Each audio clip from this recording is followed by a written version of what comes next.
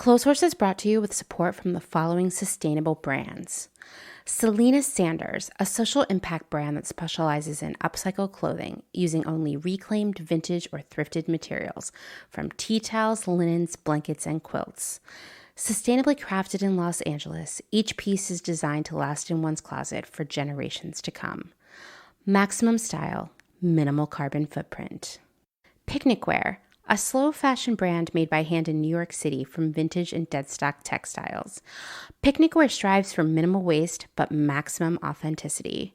Future vintage over future garbage. Find Picnic Wear on Instagram at Picnic Wear, and that's Wear, W-E-A-R, and at www.picnicwear.com. No Flight Back Vintage, bringing fun new life to old things. Always using recycled and secondhand materials to make dope-ass shit for dope-ass people. See more on Instagram at No Flight Back Vintage. Shift Clothing out of beautiful Astoria, Oregon, with a focus on natural fibers, simple hardworking designs, and putting fat people first. Discover more at shiftwheeler.com. Late to the Party, creating one-of-a-kind statement clothing from vintage, salvaged, and thrifted textiles. They hope to tap into the dreamy memories we all hold. Floral curtains, a childhood dress, the wallpaper in your best friend's rec room, all while creating modern, sustainable garments that you'll love wearing and have for years to come. Late to the Party is passionate about celebrating and preserving textiles, the memories they hold, and the stories they have yet to tell. Check them out on Instagram at Late to the Party People. Vino Vintage, based just outside of LA. We love the hunt of shopping secondhand because you never know what you might find. Catch us at flea markets around Southern California by following us on Instagram at vino.vintage so you don't miss our next event. Gabriella Antonis is a visual artist and an ethical trade fashion designer. But Gabriella is also a radical feminist micro-business. She's the one-woman band trying to help you understand why slow fashion is what the earth needs. The one-woman band to help you build your own brand. She can take your fashion line from just a concept and do your sketches, pattern making, grading, sourcing, cutting, and sewing. The second option is for those who aren't trying to start a business and who just want ethical garments. Gabriella Antonis will create custom made-to-measure garments just for you. Her goal is to help one person of any size at a time, including beyond size 40. To inquire about this serendipitous intersectional offering of either concept, DM her on Instagram to book a consultation. Please follow her on Instagram and Twitter at Gabriella Antonis. And that's Gabriella with one L. Gotta get that spelling right. Dylan Page is an online clothing and lifestyle brand based out of St. Louis, Missouri. Our products are chosen with intention for the conscious community. Everything we carry is animal-friendly, ethically made, sustainably sourced, and cruelty-free. Dylan Page is for those who never stop questioning where something comes from. We know that personal experience dictates what's sustainable for you, and we are here to help guide and support you to make choices that fit your needs. Check us out at dylanpage.com and find us on Instagram at dylanpagelife&style. Salt Hats, purveyors of truly sustainable hats, hand-blocked, sewn, and embellished in Detroit, Michigan. Find us on Instagram at Salt Hats. Karen Kinney Studio. Located in Western Massachusetts, Karen specializes in handcrafted earrings from found, upcycled, and repurposed fabrics, as well as other eco-friendly curios, all with a hint of nostalgia, a dollop of whimsy, a dash of color, and 100% fun. Karen is an artist/designer who believes the materials we use matter. See more on Instagram at Karen Kinney Studio or online at www.ckinney.com. Gentle Vibes Vintage. We are purveyors of polyester and psychedelic relics. We encourage experimentation and play not only in your wardrobe, but in your home too. We have thousands of killer vintage pieces ready for their next adventure. See them all on Instagram at Gentle Vibes Vintage. Thumbprint is Detroit's only fair trade marketplace, located in the historic Eastern Market. Our small business specializes in products handmade by empowered women in South Africa, making a living wage, creating things they love like hand-painted candles and ceramics. We also carry a curated assortment of sustainable and natural locally made goods. Thumbprint is a great gift destination for both the special people in your life and for yourself. Browse our online store at thumbprintdetroit.com and find us on Instagram at thumbprintdetroit. Blank Cass, or Blanket Coats by Cass, is focused on restoring, renewing, and reviving the history held within vintage and heirloom textiles. By embodying the love, craft, and energy that is original to each vintage textile as I transfer it into a new garment, I hope we can reteach ourselves to care for and mend what we have and make it last. Blank Cass lives on Instagram at _Cass, and a website will be launched soon at blankcass.com.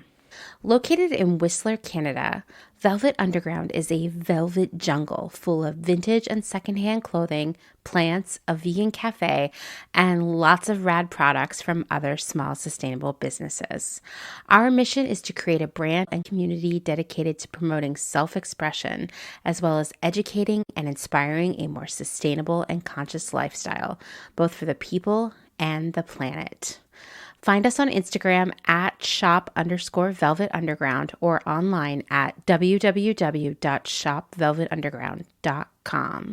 St. Evens is a New York City-based vintage shop that is dedicated to bringing you those special pieces you'll reach for again and again. More than just a store, St. Evens is dedicated to sharing the stories and history behind the garments. 10% of all sales are donated to a different charitable organization each month. For the month of October, St. Evens is supporting Feed the Streets LA, a community-based mutual aid organization that collects donated food, hygiene products, clothing, and educational items for face-to-face distribution. New vintage is released every Thursday at wearstevens.com with previews of new pieces and more, brought to you on Instagram at wear_st.evens. That's Wear St. Evens. Country Feedback is a mom-and-pop record shop in Tarboro, North Carolina. They specialize in used rock, country, and soul, and offer affordable vintage clothing and housewares. Do you have used records you want to sell? Country Feedback wants to buy them. Find us on Instagram at Country Feedback Vintage and Vinyl, or head down east and visit our brick and mortar. All are welcome at this inclusive and family-friendly record shop in the country. Republica Unicornia yarns, handmade yarn and notions for the color obsessed, made with love and some swearing in fabulous Atlanta, Georgia by head yarn wench Kathleen. Get ready for rainbows with a side of giving a damn. Republica Unicornia is all about making your own magic using small batch, responsibly sourced, hand-dyed yarns and thoughtfully made notions. Slow fashion all the way down and discover the joy of creating your very own beautiful hand-knit, crocheted, or woven pieces. Find us on Instagram at Republica_Unicornia_yarns and at www.republicaunicornia.com.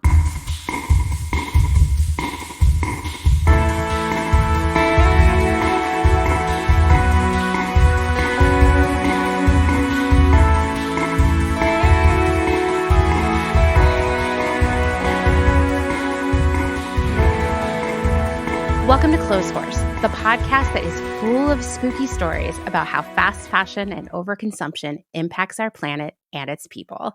And I'm your host, Amanda. And I'm Meredith. And this is episode 100. I wanted to do something special for the 100th episode. And what better than saving Halloween with Meredith? You all know Meredith.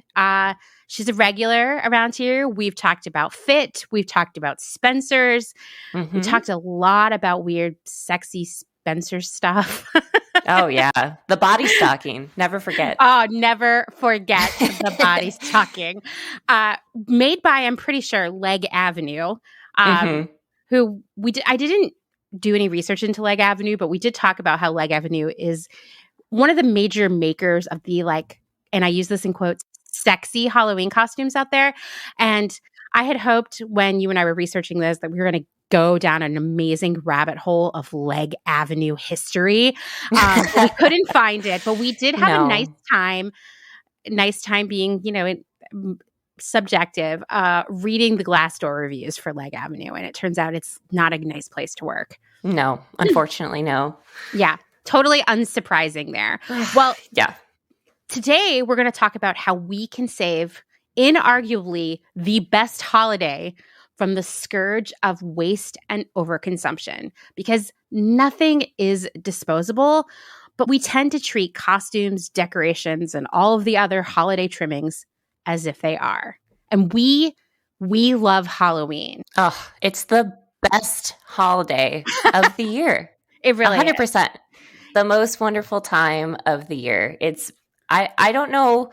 I think back and I can't really remember the impetus of like my love for Halloween. I just always remember loving it. I can't remember not loving Halloween. Me neither. It just always was awesome.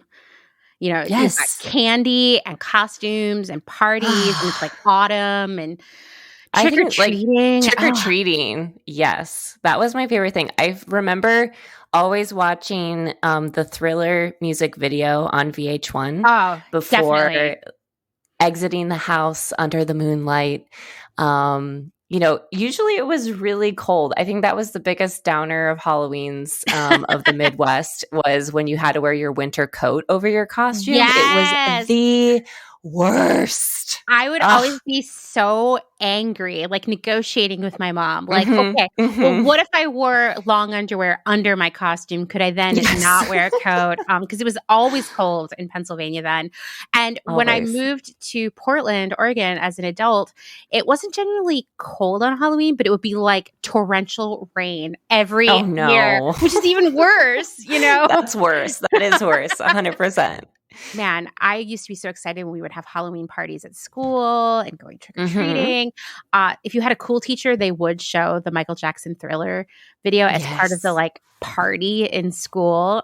Just such a fun holiday. And it makes me sad because recently I've heard parents talk about how kids can't dress up at school anymore. Or I remember one of my coworkers telling me that they, instead of doing Halloween, they called it Storybook Character Day to I don't know. I was just very disappointed. I'm like, please do not kill off Halloween. We still need this holiday. Is this how the people who get all up in arms about the Starbucks Christmas cups not being Christmassy enough feel? Yes. Am I finally understanding it? Because I feel like Halloween is it's a holiday that is so based in creativity, whether that's like in making your costume or making decorations, just like inhabiting this character for a day. Yes. The storytelling attached to it and all the crafts and stuff. And I want to protect Halloween. I think Halloween deserves to be protected. And I think if more people could have experiences with Halloween like we did, then more people would be for it. I remember distinctly my dad's work going balls out on Halloween. I think that's one of the things that really made me love Halloween is I'd be involved in making the costumes for my dad's office because they had both individual and group costume contests at his office. And they also had cubicle decorating competitions. It was incredible. So I was always involved in making their costumes. Obviously I was a child at the time, but it was very exciting to just help glue things. They did Alice in Wonderland one year, and my dad was the Mad Hatter, and we paper mache'd the hat. We built with chicken wire, the cage for the hat, and we paper mache'd it all. And just seeing everything go from an idea to becoming something was always my favorite thing. And there's one lady who I can really accredit to inspiring me to make amazing costumes. Her name was August, and I wish I knew her last name so I could stalk her. But she won the individual costume contest every single year at my dad's office. She crushed it. And one of the years she allowed me to borrow one of her old costumes. She was somebody who was walking in the rain and got struck by lightning. So she took a yellow raincoat, totally distressed it. She had put like dry ice underneath, so it, like smoke was coming out of the raincoat when she wore it. Wow, this is amazing. She destroyed an umbrella, and then she took a stuffed Pluto dog and cut open like its back and stuffed a roller skate into it so that the dog basically was upside down being dragged by a leash behind her because the dog got hit by lightning too. It was just so well done. And she allowed me to borrow it one year for Halloween because I didn't have a costume. And I just thought it was the coolest thing. So wherever you are, August, I really appreciate you. You do amazing things. And I hope you're still making costumes today. I love that. We were in our family, like we obviously didn't have any money. We were pretty poor. And so we couldn't go out and get like, I don't know, the fanciest costumes that were available when we were kids. Like, let's be real. They were crap anyway. They were made of like plastic and just gross and, not that great. So we always had to like make our costumes either out of clothes that we already had, or like my mom was not much of a seamstress. So we would make things out of like tissue paper and crepe paper and poster board and things like that. Like I remember when you're having a really amazing witch costume that was solely made out of paper.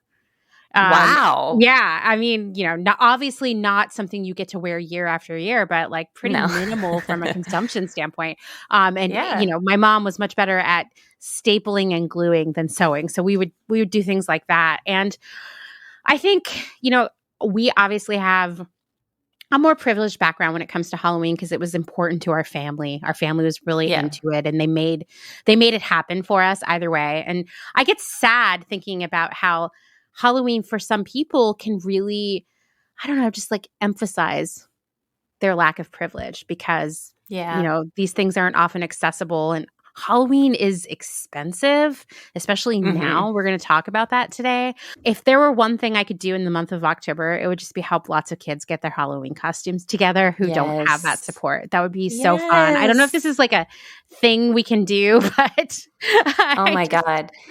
That'd be wonderful though, like an after school kind of program where you just come and help the kids build something.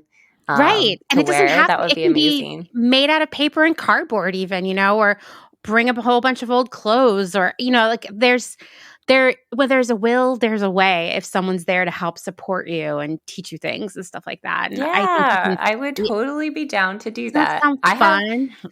I have so many craft supplies. I have 2 full containers, like large containers of just random craft supplies that I've used on costumes throughout the years. And I keep them because I'm just like, well, maybe, but most of the time it just sits there. So I would happily donate to anybody out there who wants to spearhead this venture. I would happily donate my life's craft time supplies to this idea. Me too. And I know a lot of people who are listening to this are thinking the same thing. Like I have boxes and boxes of, leftover fabric scraps and yarn and stuffing and who knows what else. And like, wouldn't it be fun to, within our communities, help kids have costumes who maybe wouldn't get to have them anyway? And they would actually have the best costumes because the best ones are the ones that you create yourself. Oh my goodness. 100%. That you dream up of in your own. I don't know if we can do it this year. We should start planning now how we can do it for next year in a bigger way because that would be amazing. And as you get older, sometimes Halloween is slightly less fun because you have to like work and, obviously we're in a pandemic right now and just like, let's bring some of the magic back to Halloween as adults. Yeah.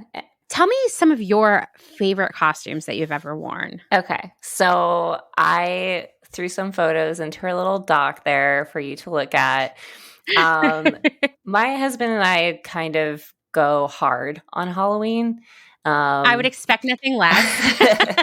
We're kind of known for our costumes. And it honestly started when we first started dating, because up until that point as an adult, like I kind of did some Halloween things, but not a lot. I always loved Halloween and never stopped loving Halloween, but just, I guess the opportunity to like actually make my costume from scratch. I did it here and there in my early 20s, but when I first started dating Doug, we both kind of regaled each other of our love for Halloween, and that's kind of what put us kind of in a mini contest between ourselves of like who could make the best costume. But as time went on, we have collaborated, and we've come close to divorce a few times over costumes.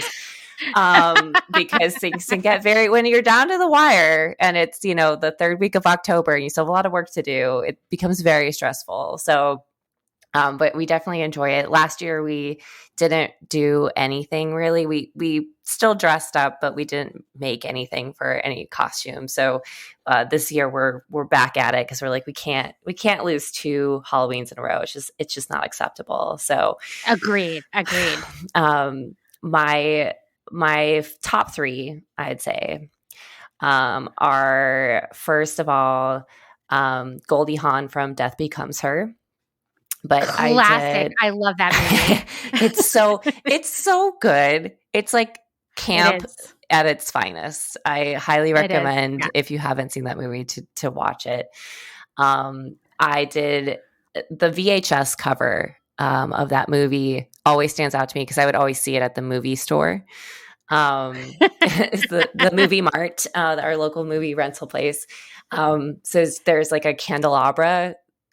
Bruce Willis is holding a candelabra through a hole in Goldie Hawn's stomach because that's what happens in the movie.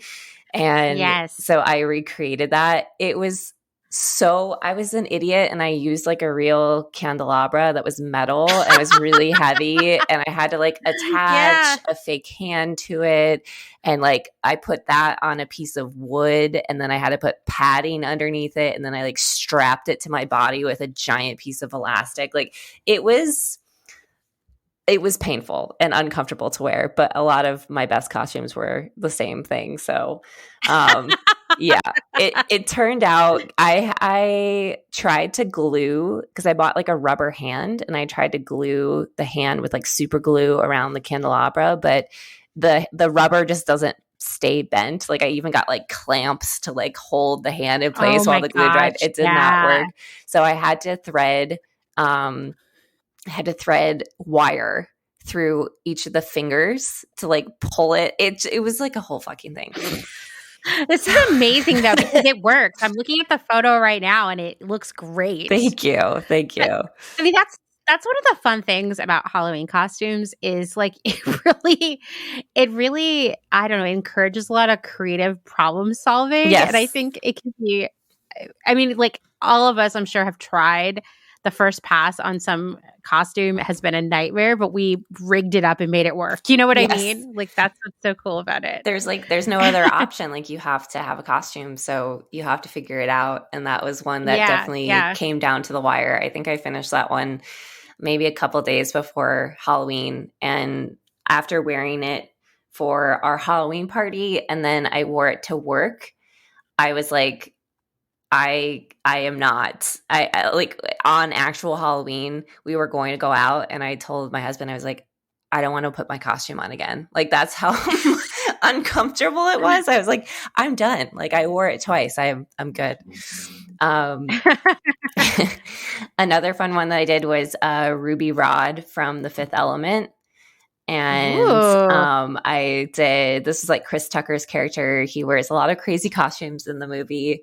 And so I made the wig and the outfit. That was the first one that I like really patterned from scratch. Like I made the pattern, I cut everything out, I bought the fabric, sewed it together.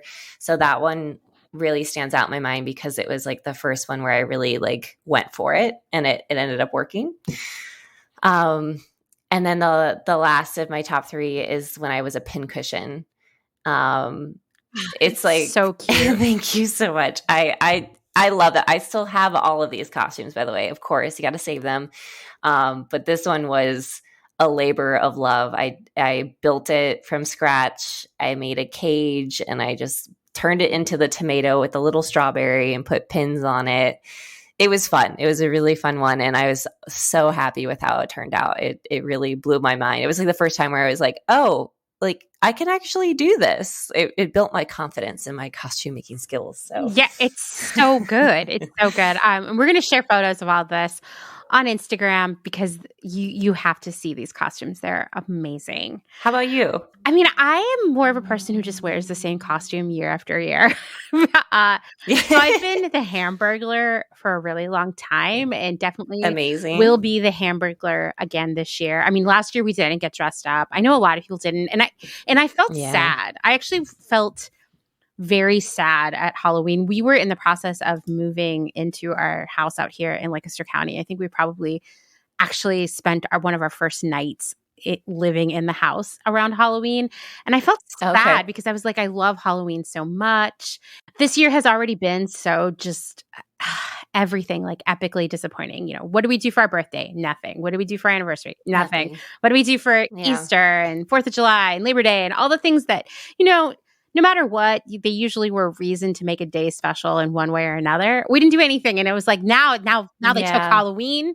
You know, I know it's just the worst, so terrible, and it felt really sad. And so, you know, you and I were talking about this a while ago, and I was like, we have to have Halloween this year. You know, I don't know. I mean, it's still a pretty dark time out there right now, right? Like the news is so bad every day. There's more and more to be anxious about. I just read how now there's a pandemic of sleeplessness, which I totally, I saw that. I've got that. I'm dealing with that myself, but. Hey, like maybe we could do something fun for Halloween, you know? I think, we definitely deserve it. We were kind of robbed of our hot back summer. I think everyone's just looking for ways and we all know this is kind of, you know, for better or for worse is like the new normal.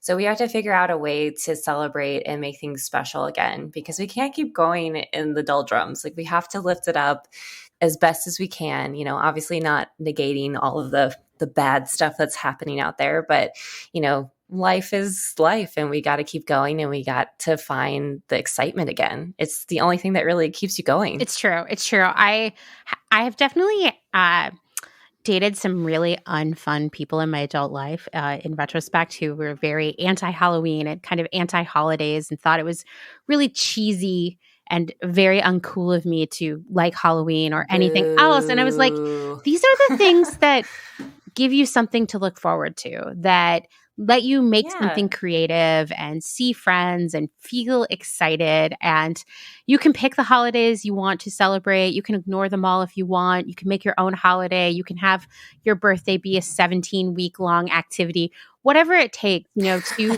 you know, feel happy. I think that there's nothing wrong with that, you know? Oh, yeah. But there are better and worse ways to do these kinds of things. So today we're going to talk about Halloween.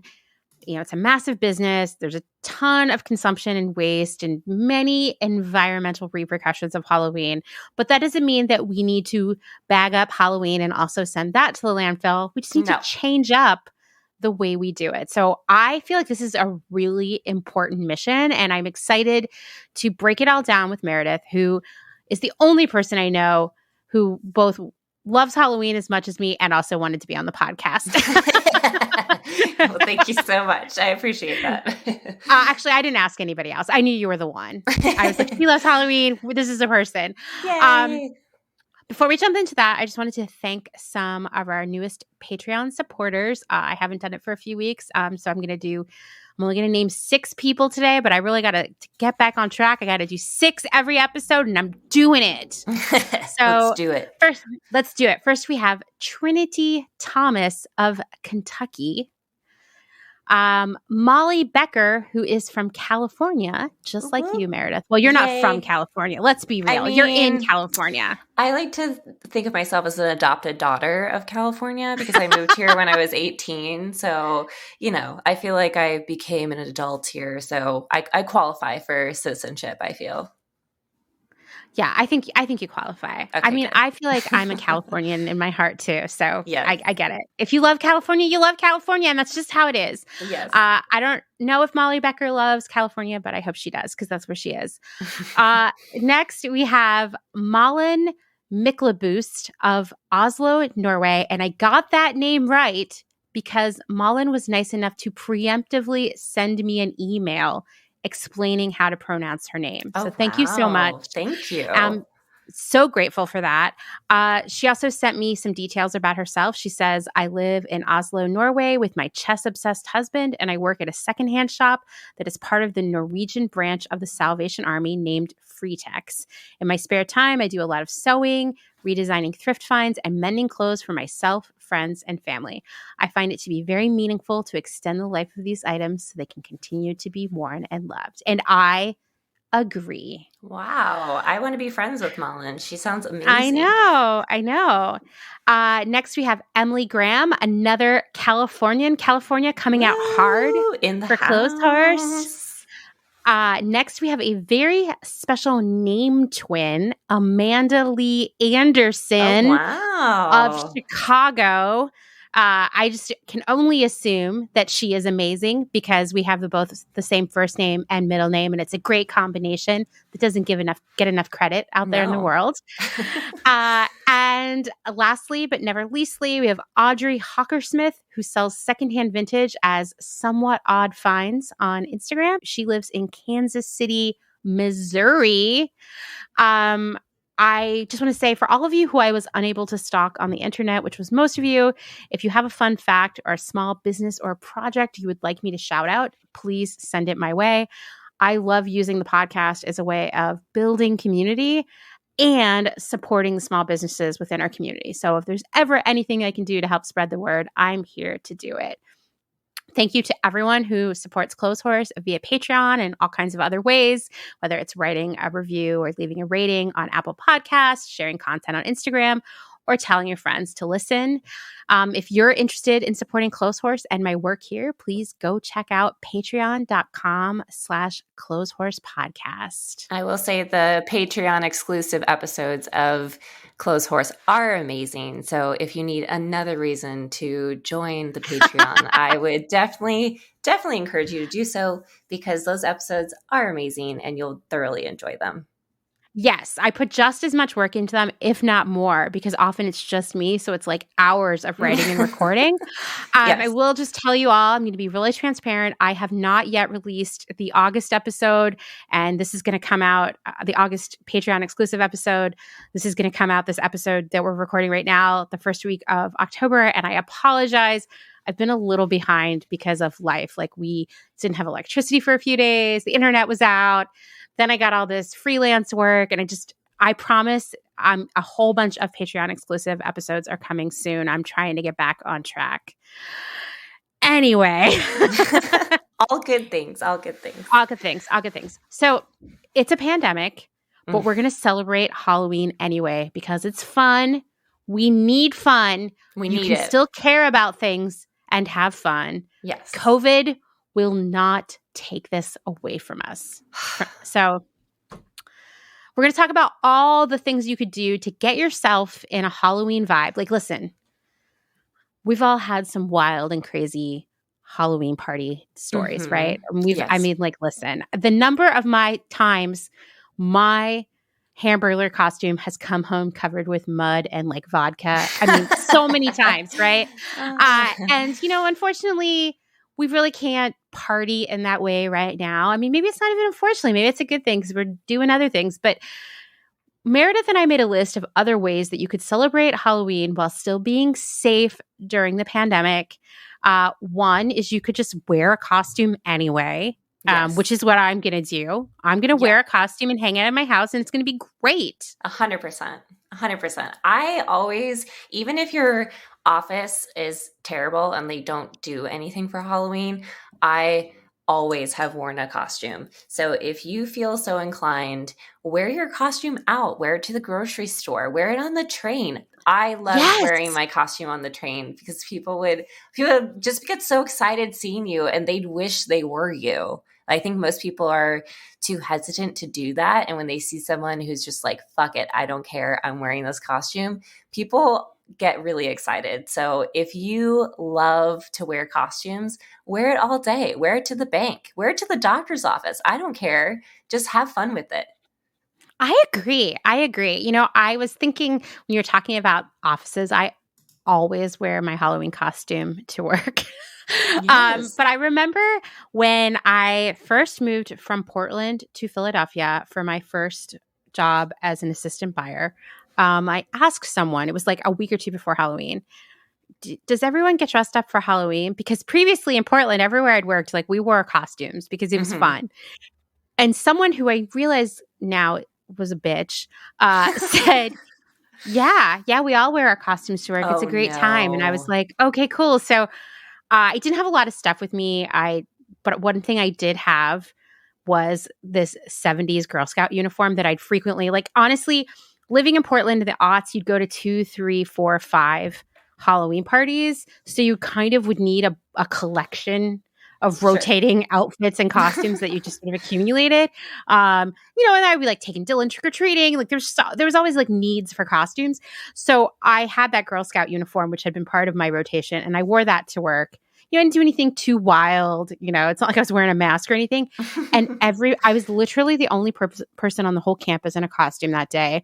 I felt like such an asshole. And I felt like people were making fun of me. She mean girled me. Oh my God. That job was weird because like it had a big cafeteria. And for the first couple months that I worked there, I would just sit in the cafeteria alone, eating my lunch and reading a book because no one would talk to me. It was really terrible, actually. Yeah. Grown-up life. Sometimes it's just like high school. Anyway, wear a costume and don't let anyone stop you. Seriously. No. Even when I lived in LA, I didn't even have a car. So I took public transportation to work every day. I'd be on the train on my costume. I don't give a care. Hell yeah. Hell yeah. Yeah. Another thing you can do, if maybe you're like, I don't like costumes. Some people don't like costumes and that's okay. But you could decorate your house. You don't even need to decorate. Like some people think, the only way you can decorate for Halloween is like to decorate your porch, right? Or your windows. Yeah. But you can decorate your bathroom if that's what you want. Yes. Your bedroom. I don't care. I actually do decorate my bathroom. There's a few little spooky things I like to put in there in the guest bathroom, just as like fun little things that catch your eye when you're in there. Like puddles of blood. Exactly. Just puddles of blood. A fake arm with ketchup on it. Just a few things. You could also make some spooky snacks that day. Make Rice Krispie treats and cut them out into the shape of ghosts. Cute. Or make something pumpkin-y, or just like so many ideas out there. I mean, there's no excuse, guys. There's this thing called the internet and Google, and you just go on and you can get access to all of the ideas. I mean, obviously, Martha Stewart has a catalog of ideas that you can find on her website. But there's much more simplified ones out there as well. So if the mood strikes you, you can find something and you can do it.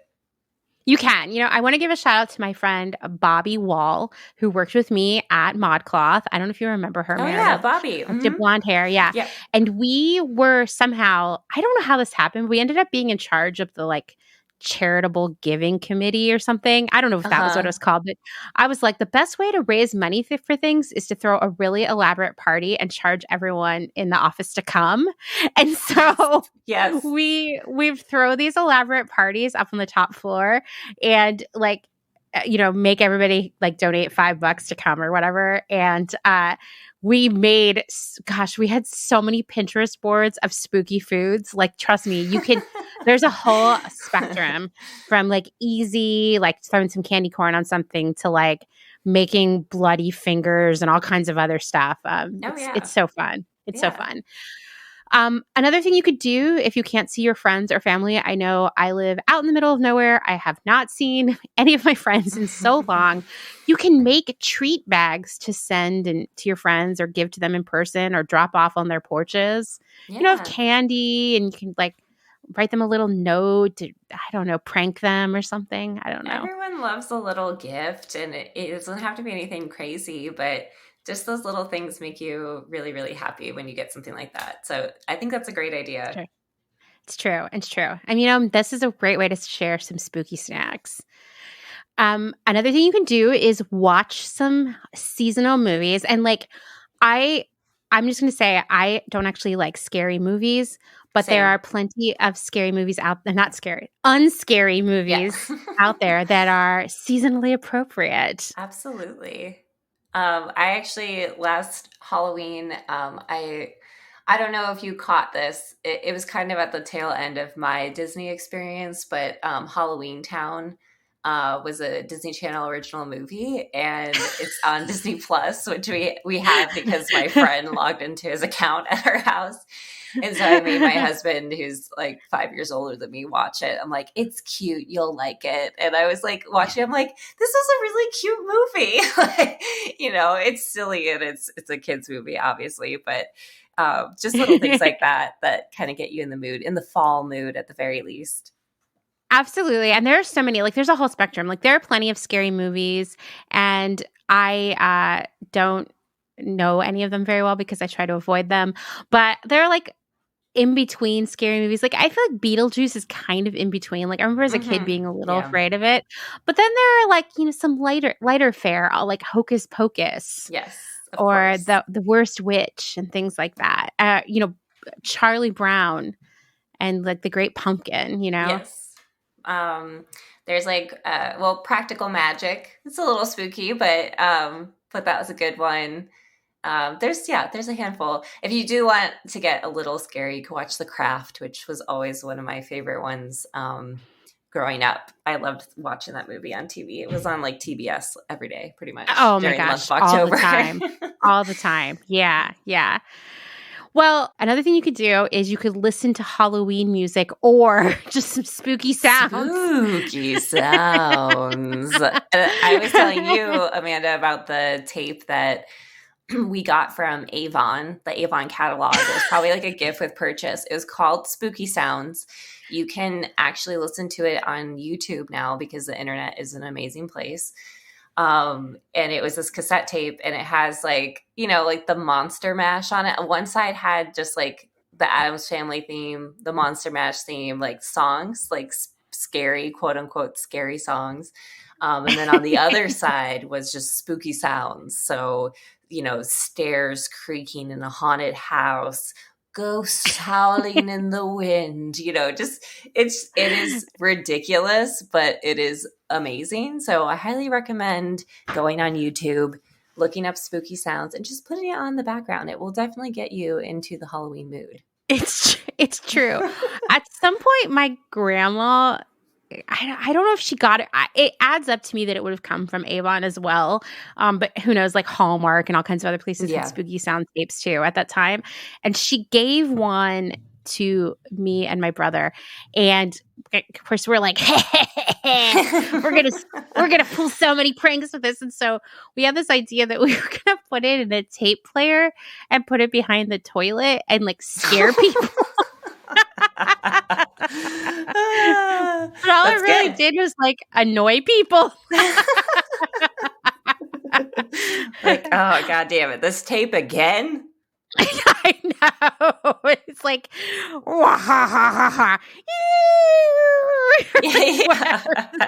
so door slamming, like that kind of thing. I am going to make a Spotify playlist of some of my favorite so-called spooky seasonal songs, and I'll share that with everybody. Please. Yeah, some can get you in the mood all month long. I mean, like October is the best month. It is the best month, right? Absolutely. Okay, another thing you could do, and I mean, I know some of you are like super over this, but you could host a Zoom party with your friends. Yeah, if you feel so inclined. I think people are still doing that if you want to get the gang together in a very safe way. And I know for us, like a lot of our friends are scattered across the country. So anytime we've been able to do like house party or Zoom, it's been a really fun way to just connect everybody, even if it's just it doesn't have to be like hours and hours of your time. You could just be like, hey, we're meeting up for an hour. We're just going to all chit chat, say hi, and then go on and do whatever you need to do. Yeah. It just feels good because, we have to try harder to be close right now. And that's okay. I think I've built so many relationships during the pandemic with people like you, Meredith, who like I knew, but I didn't like know. And I really appreciate that. I'm excited about it. Absolutely. I've thought many times about how if this had happened like 25 years ago, how screwed we'd all be, because no one would really be able to work remotely, and the ability to stay in touch with people was so much harder because we lacked the technology. So if there's anything to be thankful for, it would be that this is happening during the quote unquote modern age, because we've been able to survive in a much better way than we would have in the past. Agreed. Very much a silver lining there. Yeah. I also am just going to spoil this now for y'all. Speaking of fun things you could do on Halloween. On Halloween this year, that is October 31st. It's a Sunday. Meredith and I are going to do a spooky Instagram live. Spooky. We're going to tell you some stories of brands that have become ghosts because they're gone. And we're going to talk about some horrible trends that still haunt our closets. Yes. God, I love a Halloween pun. Yes, me too. That was very well done. Tip of the witch's cap. Thank you. This morning, Billy looked like any other boy, but as the moon rose, he turned into a werewolf. He used new Pa's Halloween makeup kits. His friends did too. Look, Mike's a vampire. Amy's a ghost.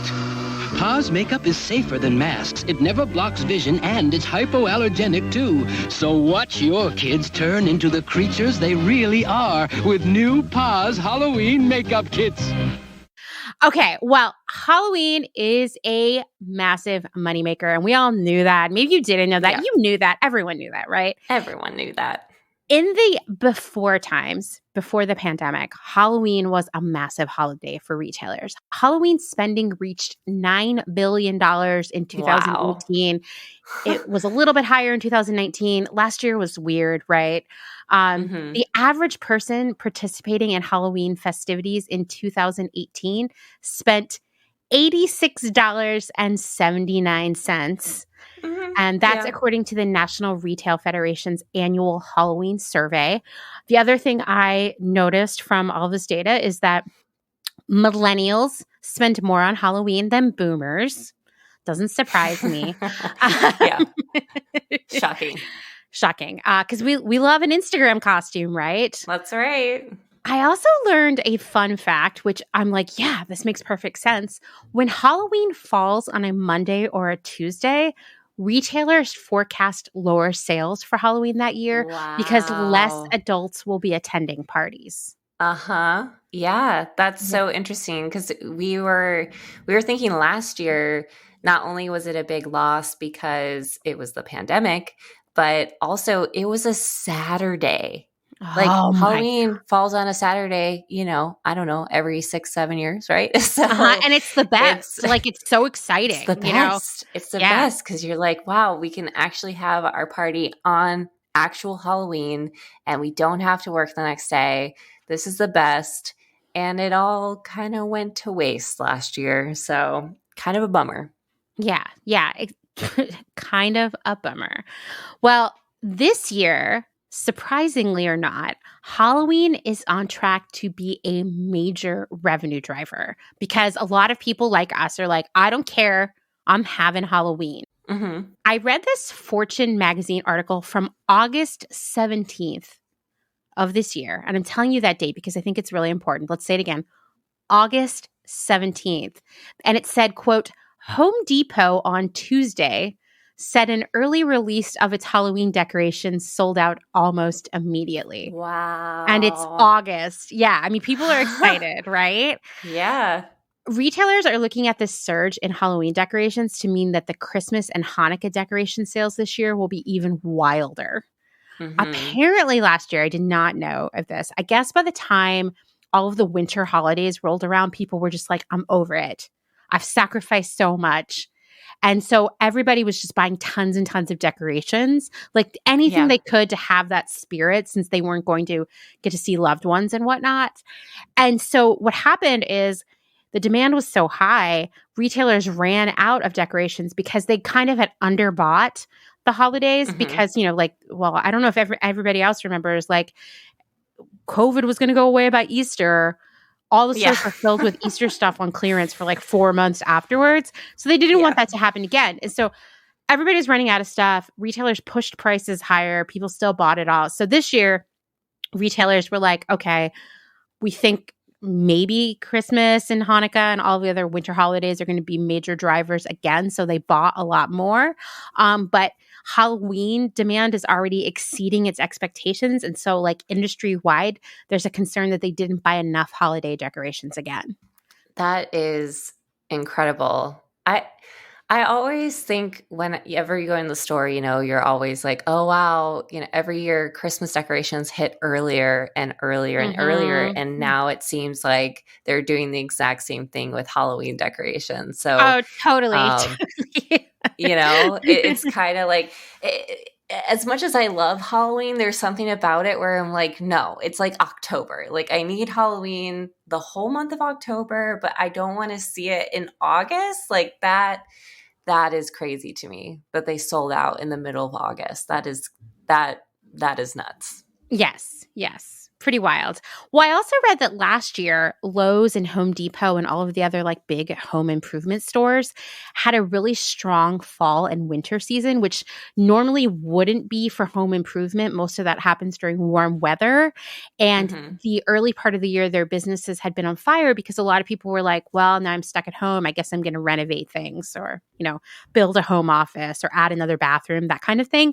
And so they already were having these record sales in the midst of a pandemic where no one else was having record sales. And there was some concern like, okay, well, this usually drops off in fall, winter. They had this idea like we're going to invest in more seasonal product. So like you might go to a Home Depot and they'd be selling like Christmas trees and like air hockey tables and things like that.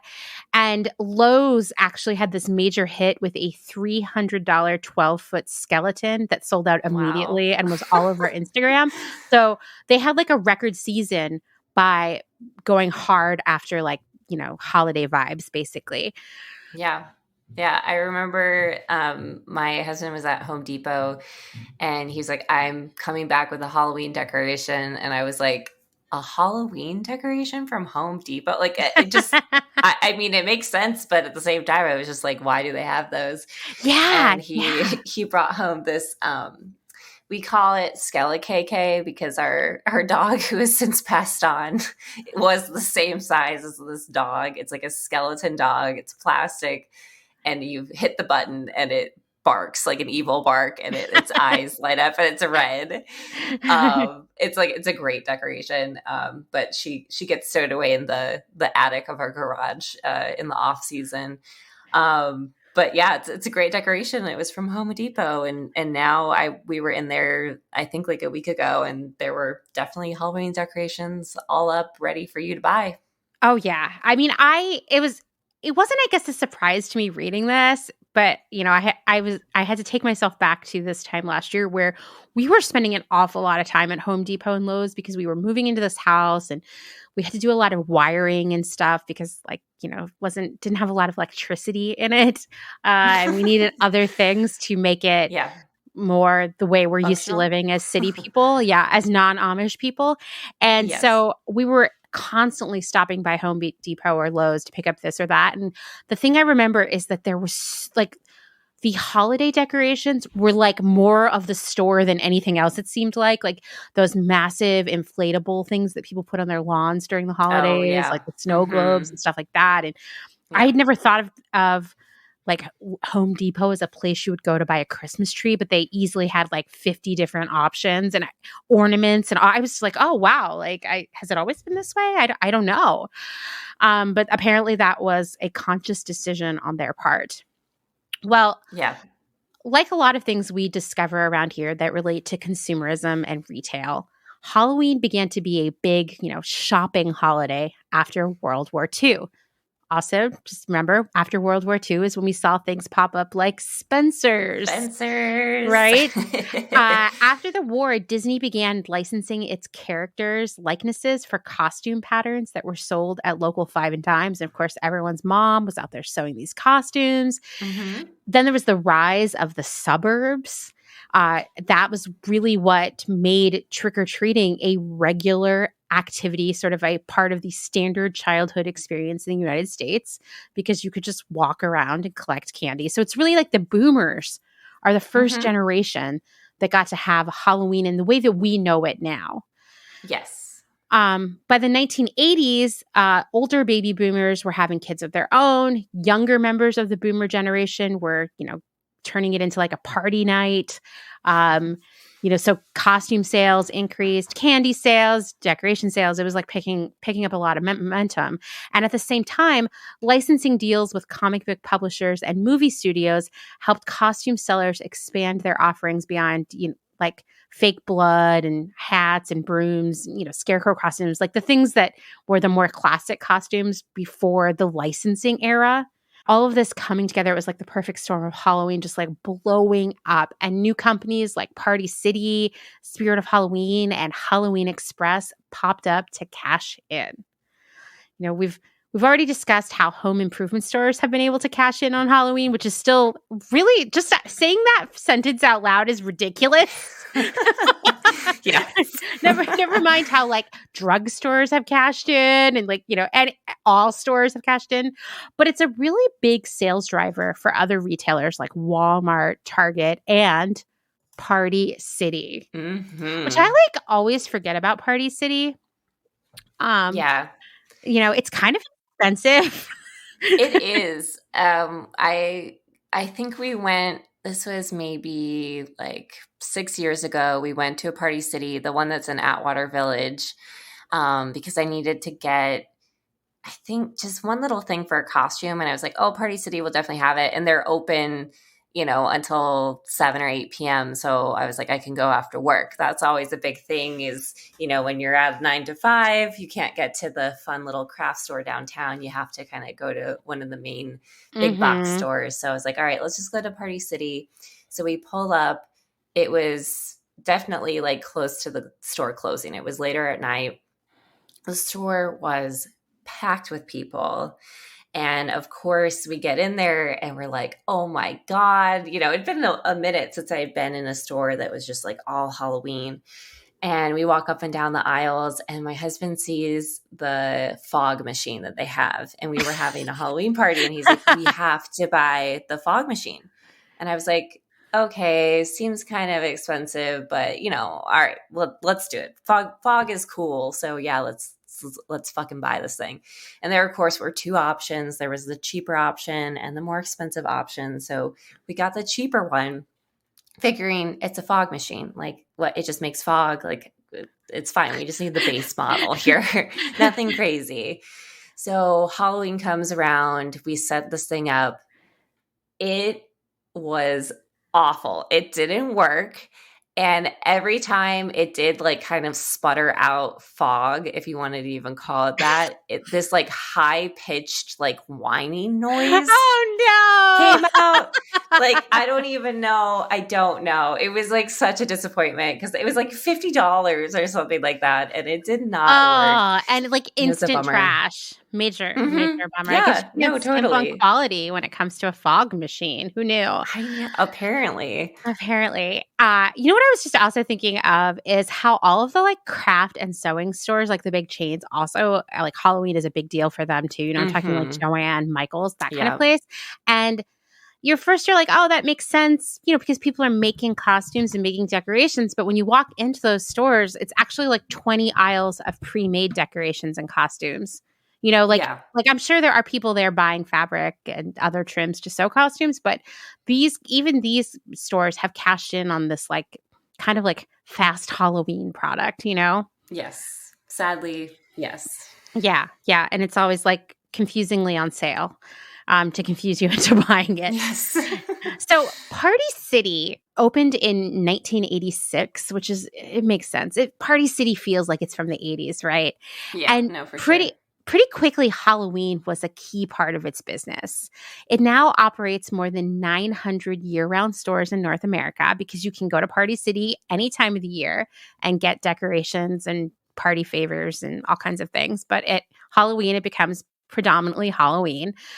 So Party City starts planning for the holiday a year in advance using, are you ready for this? This is like nowhere have I worked have we had this size of team.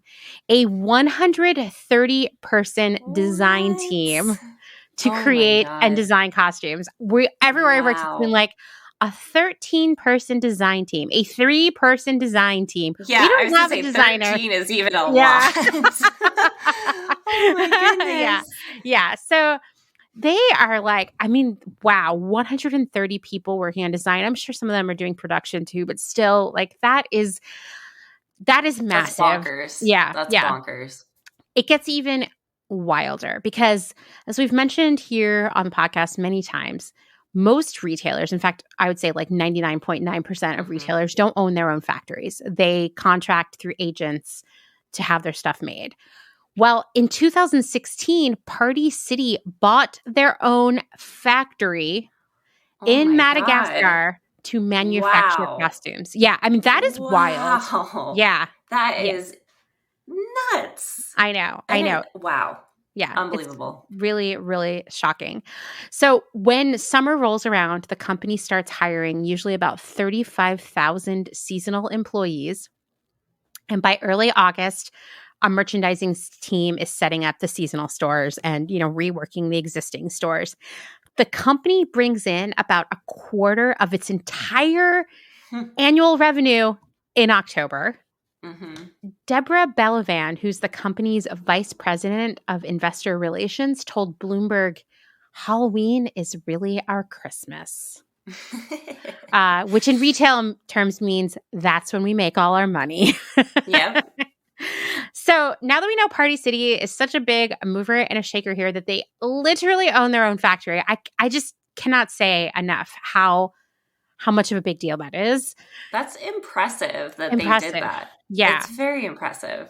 Now, we can't speak to the conditions under which people work in that factory. I'm assuming it's probably not great, but just based on the pricing that you see and knowing like what I know about the industry as a whole, them owning their own factory could be a good thing because it could mean that they have more visibility into the conditions that their workers work in. But like, do they care about it? I don't know. I couldn't find any information about that. Yeah.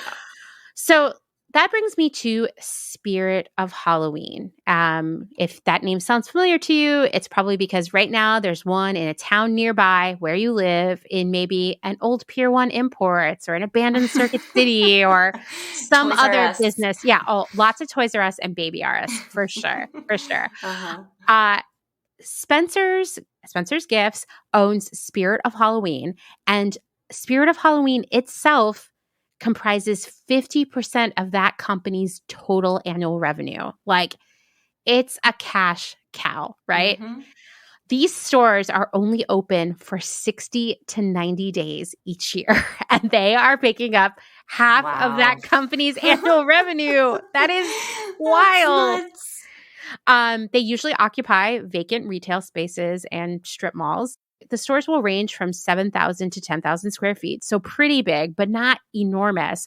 One article I read said that sometimes they struggle to find empty retail spaces that aren't too big.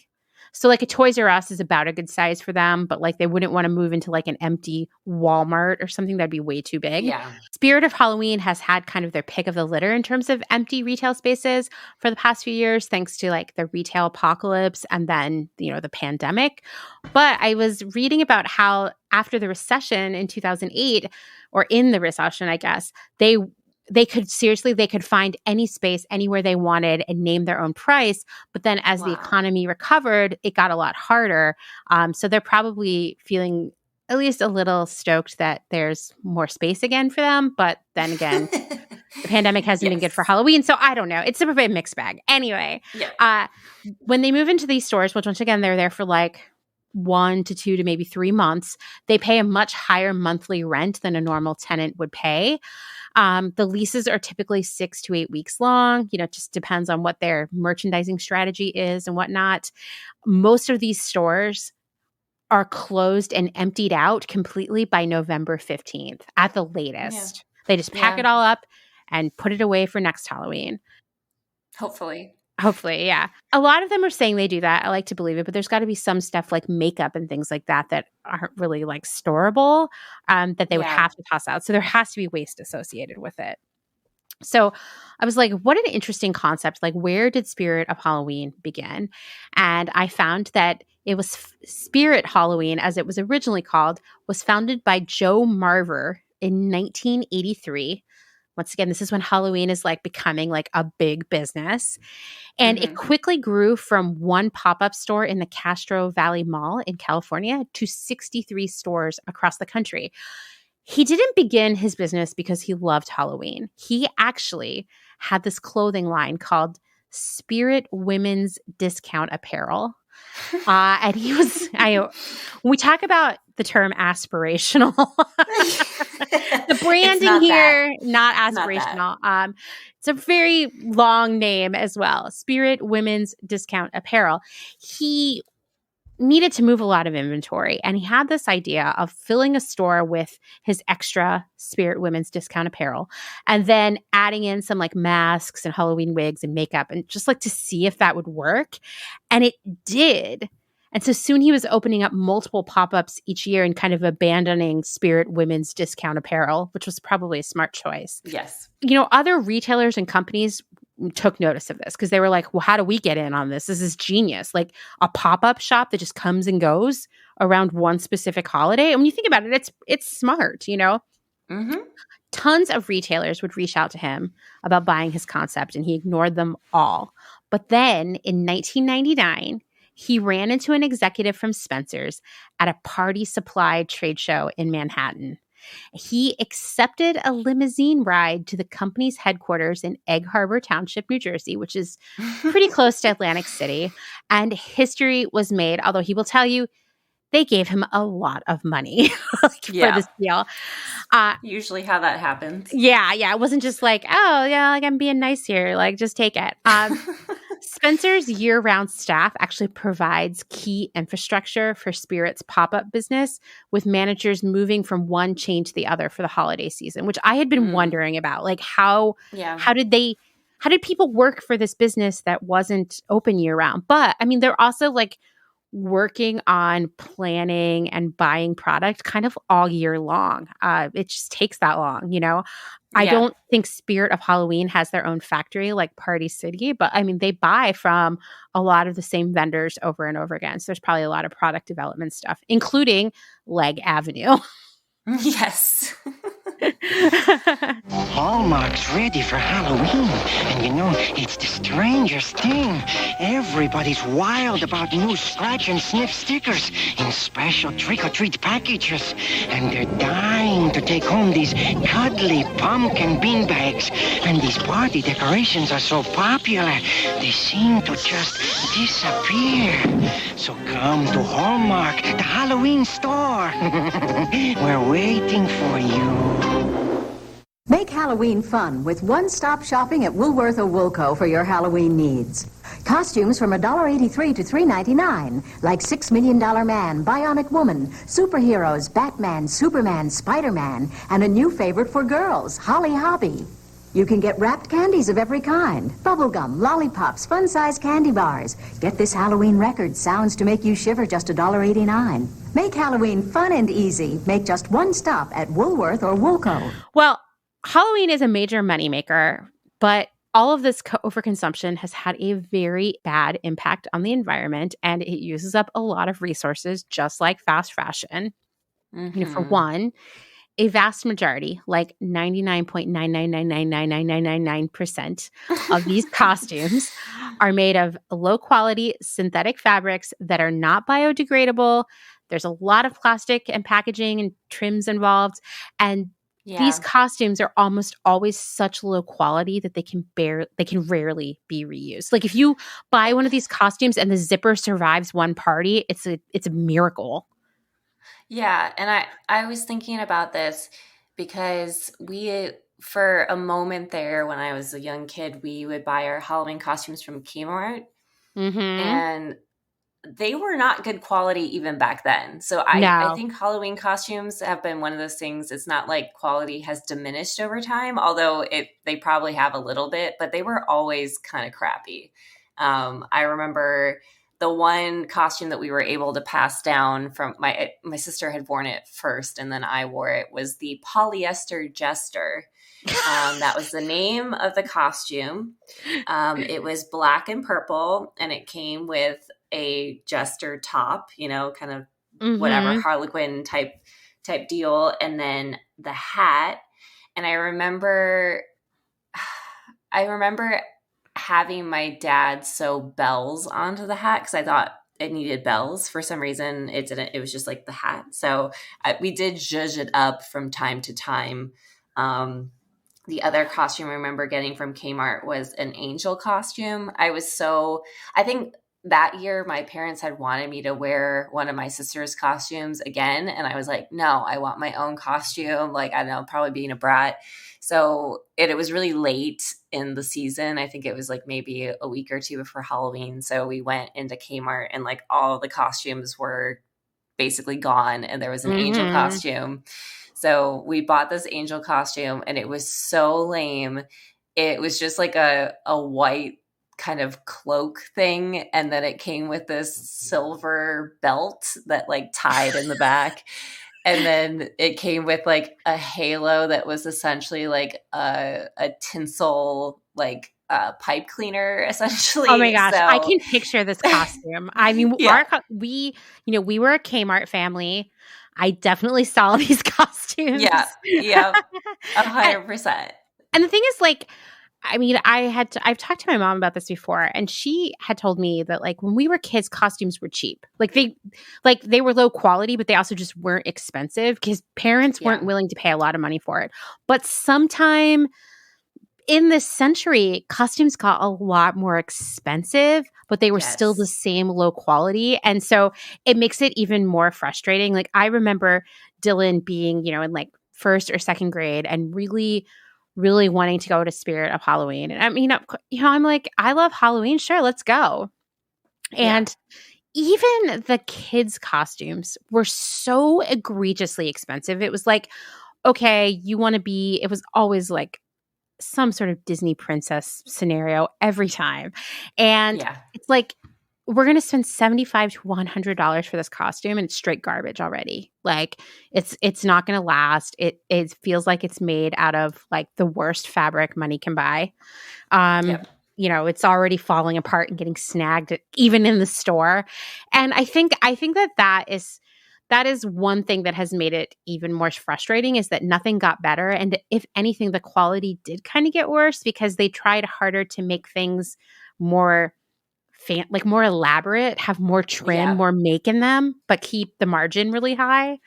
And it just got worse. What do you think the margin is on those things? Because they do retail for a lot of money and they're all really shitty. Like,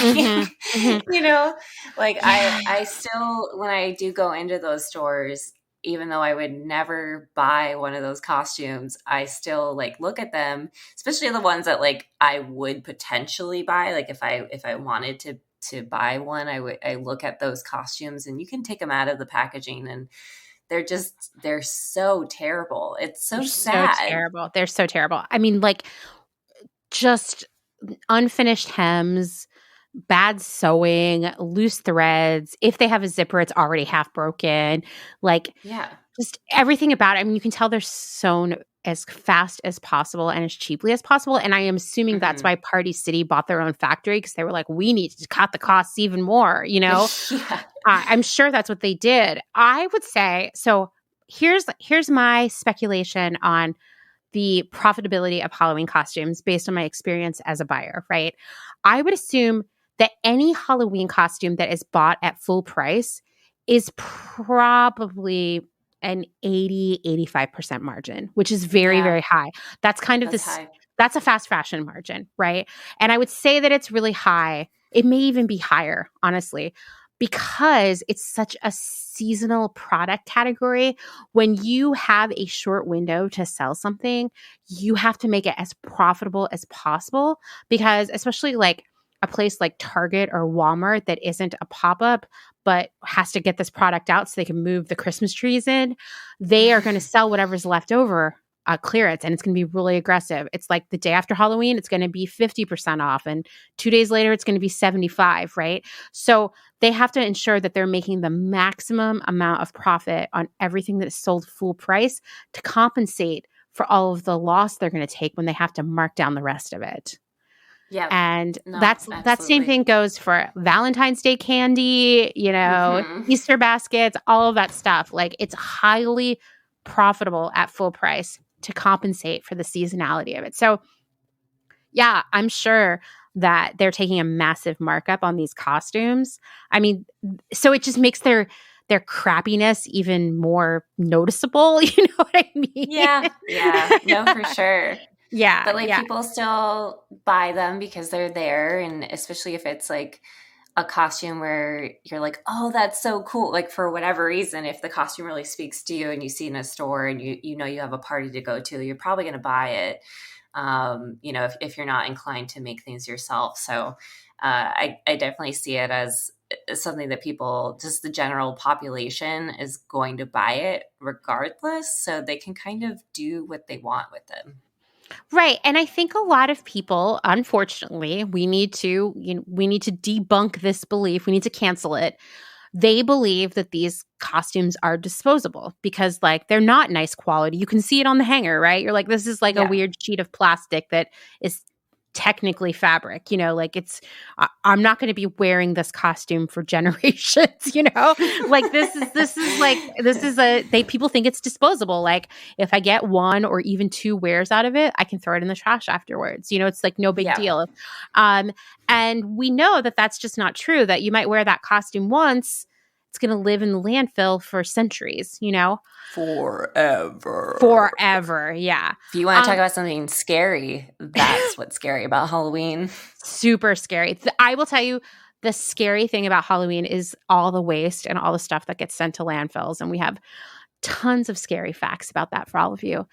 I also will just remind you that the same issues of exploitation and abuse that haunt fast fashion also haunt fast Halloween. Yep. People who make these costumes are not being paid a living wage. They're working under terrible conditions. I'm sure they're racing the clock, because if a Halloween costume delivery is even 1 day late, that's 1 day of sales that company missed in a very short selling period. So the pressure is on.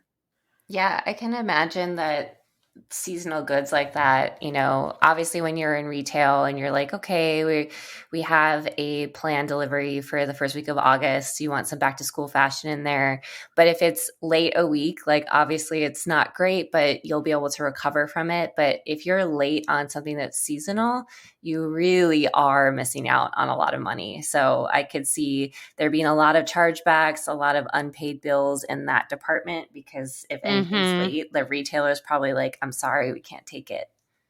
Oh, absolutely. And chargebacks are a good call out here, because basically it's like a fine that the retailer imposes on the factory. So, like, maybe the invoice for the PO was going to be $100,000, and they're like, sorry, it was late. We were taking a 10% discount.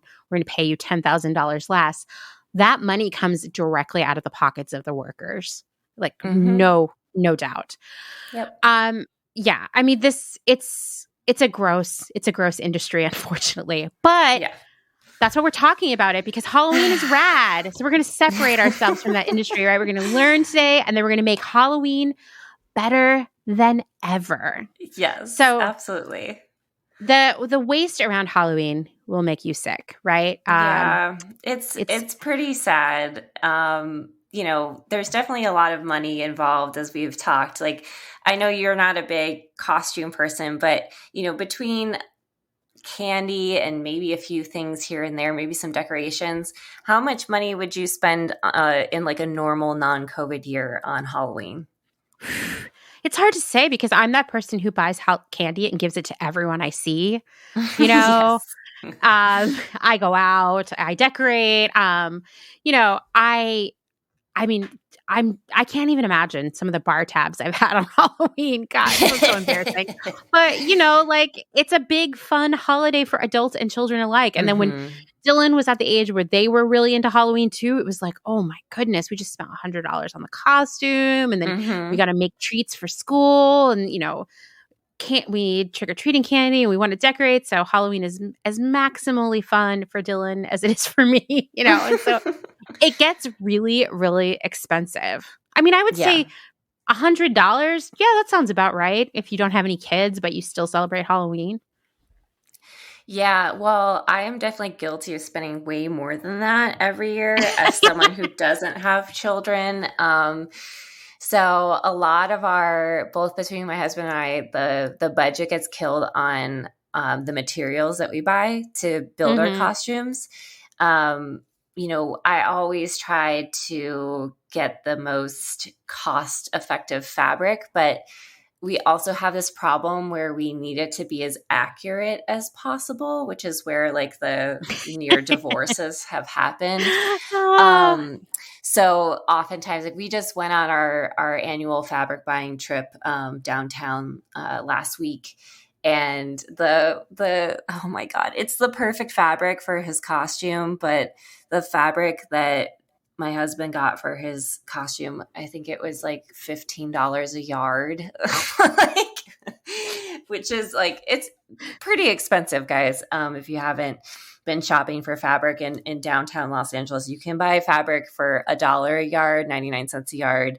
And that's usually where mine falls in. But this year I too bought expensive fabric. So, yeah, I think we're already at least with fabric alone, probably $150 between fabric and trims.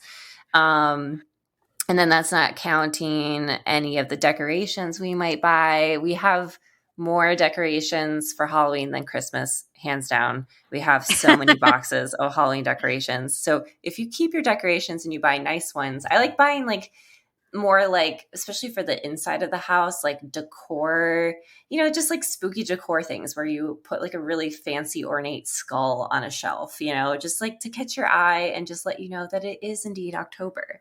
So I love those little things. And then like, for outdoors, there's a lot of things you can do. We'll talk about that later, but I definitely get suckered into buying some decorations every year to add to the mix, because there's always like one room where you're like, okay, we need something more for here. So I'm definitely one of those people that drops a lot of money. And I know this is a really old statistic, so it's probably much more nowadays. But in 2014, the U.S. planned to spend $7.4 billion on Halloween between costumes, decorations, candy, and other holiday merchandise.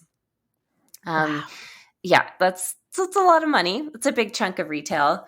And also the pet costume industry was about to claim $350 million as well. And if you want to talk about markup, pet Halloween costumes have an enormous markup and they're all shitty. None of them fit right. Like, it is the worst investment you can make. They're adorable. Trust me. I love seeing animals dressed up as ridiculous things just as much as the next person. However, I have rarely bought or seen a Halloween costume for a pet that fits and isn't going to just be thrown out, because most of them they're just not good. So yeah, they're gross. If someone knows of like a great pet Halloween costume company, I would be more than happy to put my dollars towards that, because last year the costume that I bought Avery, our dog, was like a Star Wars costume, and it was like a tauntaun, and the thing it didn't work. I took a few pictures and it looked great for the photos, but it was not functional at all. And it came off right after the photos were taken. So yeah. Yeah. Very, anyway. Very disappointing. It is. You have so much hope, but then it's a letdown. Yeah. Yeah. There are also people out there that have my dream job, which is a Halloween costume consultant. How did I not know that this was a thing that existed? It sounds amazing. What? Yeah. If you had asked me as a child what I wanted to be, if you offered this up as an option, I would have said absolutely. These people can ask between $500 and $600 per costume. And I'd say, like, I wouldn't be surprised if there are some ones that like make very elaborate costumes that cost thousands of dollars. I wouldn't be surprised. But I'm sure if you deal with like celebrity clientele, you could definitely rack up a good business making Halloween costumes. Oh, yeah, for sure. You know, and Wow. it's like they'll all be like one of a kind. So if you're worried about someone else having the same polyester jester costume as you, if you could go with a costume consultant, you can definitely avoid that stigma. I hope you could still buy a polyester jester. I'll have to Google it later. Yeah. So the polyester that's used in costumes like that obviously is extremely wasteful. We know from listening to Clotheshorse how terrible polyester is because it is plastic, y'all. They say that there is an equivalent of 83 million plastic bottles in throwaway outfits sold by leading retailers. Okay? 83 million plastic bottles. I have a hard time like conceptualizing visual things, but I think I can understand what 83 million plastic bottles looks like, and it makes me very upset. Yeah. Not something you want out there in the world. Also, 7 million outfits are thrown away each year, and only a tiny portion are recycled, which I don't even know how you recycle a Halloween costume, but good for you if you figure that part out. But not surprising that most of them get thrown away. And that's in the UK. So I'm trying to. So the UK has about, let's say, give or take a little bit, 20% the population of the United States. So if the UK is throwing out 7 million outfits, costumes every year, then theoretically we're probably here in the United States throwing out about 35 million every year. I mean, that honestly, I almost am like that number's too low. When I just think about, like, I would love to know how many costumes Walmart and Target and, you know, all of the discount stores, the drugstores that sell it, Party City, Spirit of Halloween, all those places, how many costumes are they selling each year? Because you know that a vast majority of those get tossed. Maybe not the same year, but definitely the next year. Definitely. And I mean, I would say, especially college students, you know, if you think of like the traditional four-year college attendee, they're probably buying a lot of those costumes and then getting, you know, Four Loko spilled on them and then throwing them out. So I don't know if college students drink Four Loko anymore, do they? Did I just date myself? I think so. If you're illegal? A college student, can you tell us what you drink now? Yeah, I don't know. I'm out of the loop, guys. I'm out of the loop. Let us know. Hopefully some ghost-shaped Jell-O shots. I don't know. Yeah, hopefully. Yeah. Well, you know, another crazy thing that I didn't even think of as far as waste is the food waste from Halloween. Oh, yes. You know, which made me very sad. There's, once again, this information is also from the UK. There were a lot of articles from the UK and not very many from the United States, probably because we're in denial that we waste anything. But this article says that in 1 year, 15 million pumpkins were carved in the UK. 15 million pumpkins, none of which were eaten, obviously. Statistics suggest that if every carved pumpkin was eaten last year, the UK would generate enough food to create one bowl of soup for each person in the country. So, you guys, pumpkins are actually food. It is a squash. So when you think about us just like taking food and destroying it for our own fun and good purposes, especially if you live here in Los Angeles, because anytime I've carved a pumpkin, because it's so warm here, it goes to waste like 3 days later. you know, something that would take weeks in the Midwest happens overnight here. So we are creating a lot of food waste from pumpkins alone. And that doesn't even include candy, which obviously we know is like the biggest part of Halloween is the candy. Just general candy. Like you can just think of like the wrappers and all of the containers and then the bags that the candy itself comes in, there's already like a ton of plastic right there. And then on top of that, climate change has had a big impact on cocoa farmers because obviously there's a big uptick in demand for chocolate for, all of the delicious candy bars that you can get. Rising temperatures and changes to rainfall patterns could lead to areas in West Africa, which produces around 70% of all global cocoa, becoming unsuitable for production by 2030. That is horrifying to think of. That is horrifying. And a majority of chocolate products have forced labor in their supply chain. Yeah. There are only a few chocolate brands like Tony's Choconelli is one of them that guarantee that there's no forced labor in their supply chain. I mean, not that we're trying to make you feel guilty about eating a Kit Kat, because like real talk, Kit Kat is delicious. So but good. I think it's just really important to remember, like, honor everything that goes into all of these things that we consume, whether it is the crappy costume or the Kit Kat bar or the pumpkin. Like, how crazy is it to say out loud that we grow food just for decorative purposes and not for eating? Because I can tell you, as someone who has a garden, growing food is hard work. And then to just not eat it while so many people are hungry or food insecure. I mean, it's so appalling. I am that person. I don't carve pumpkins very often because of this. But when I do, I scoop out the guts. I roast all the seeds. I use the other stuff for other recipes and whatnot. The seeds are the best part. They're I love so roasting good. pumpkin seeds. So good. Yeah. Wash them off, coat them in oil, salt them, put them in the oven.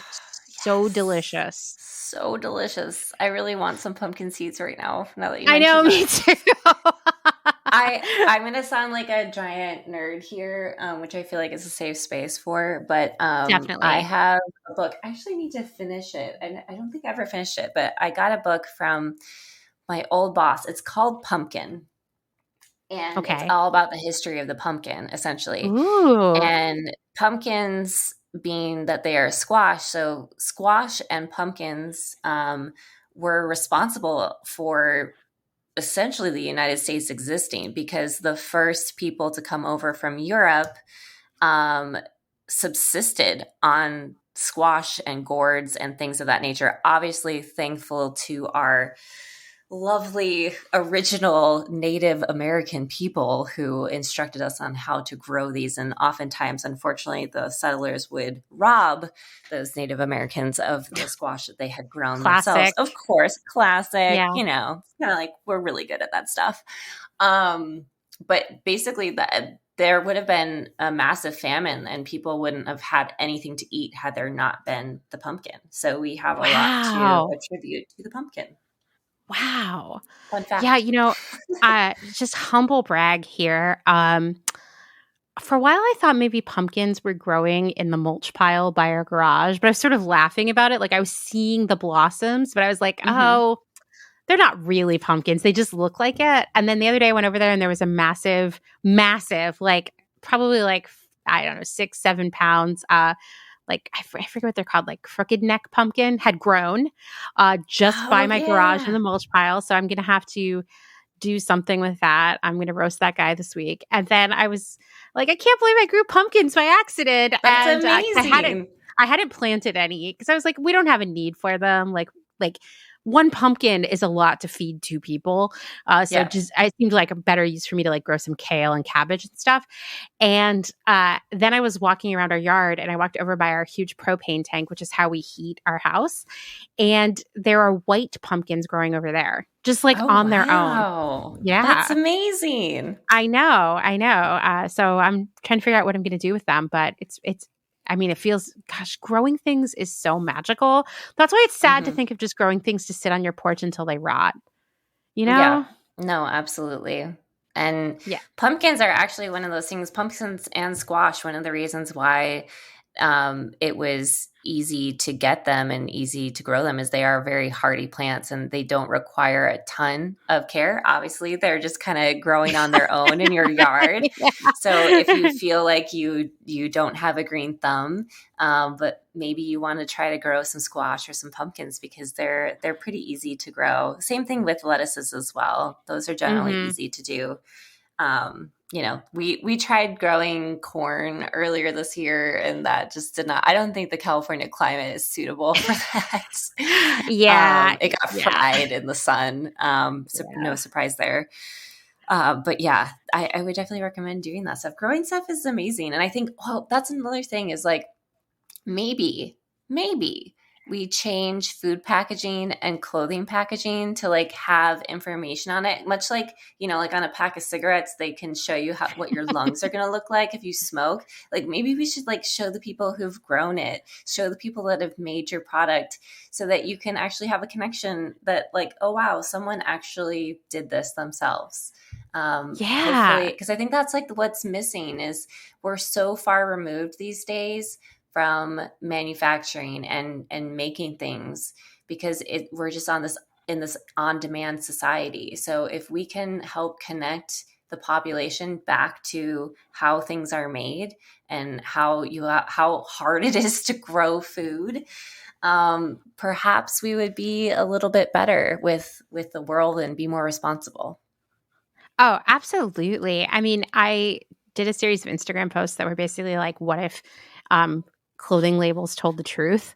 And I think like, what if you bought your, I don't know, sexy Hamburglar costume at Spirit of Halloween and it said like, hey, just so you know, the people who made this costume were paid pennies to make it. And, it's not going to hold up for more than 2 wears, but it is going to live in the landfill, for the rest of time pretty much. And, leach chemicals into the water and the air and break down into microplastics that will blow into the water supply. Anyway, no big deal. Happy Halloween. Like, I do feel like when I say stuff like that, like I'm never going to get invited to a party ever again. Like everybody's like, no, God, Amanda's here. Quick, hide everything. Debbie Downer.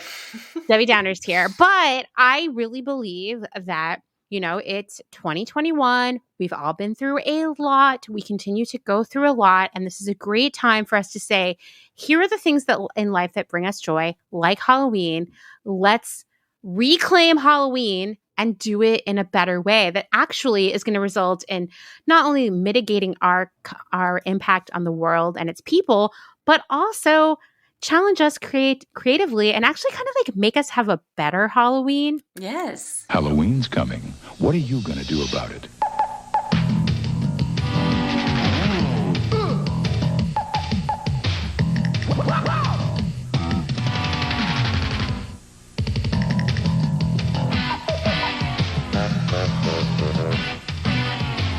Whether you do a little or a lot, be an original this Halloween and find yourself at Hallmark. Hallmark has a way.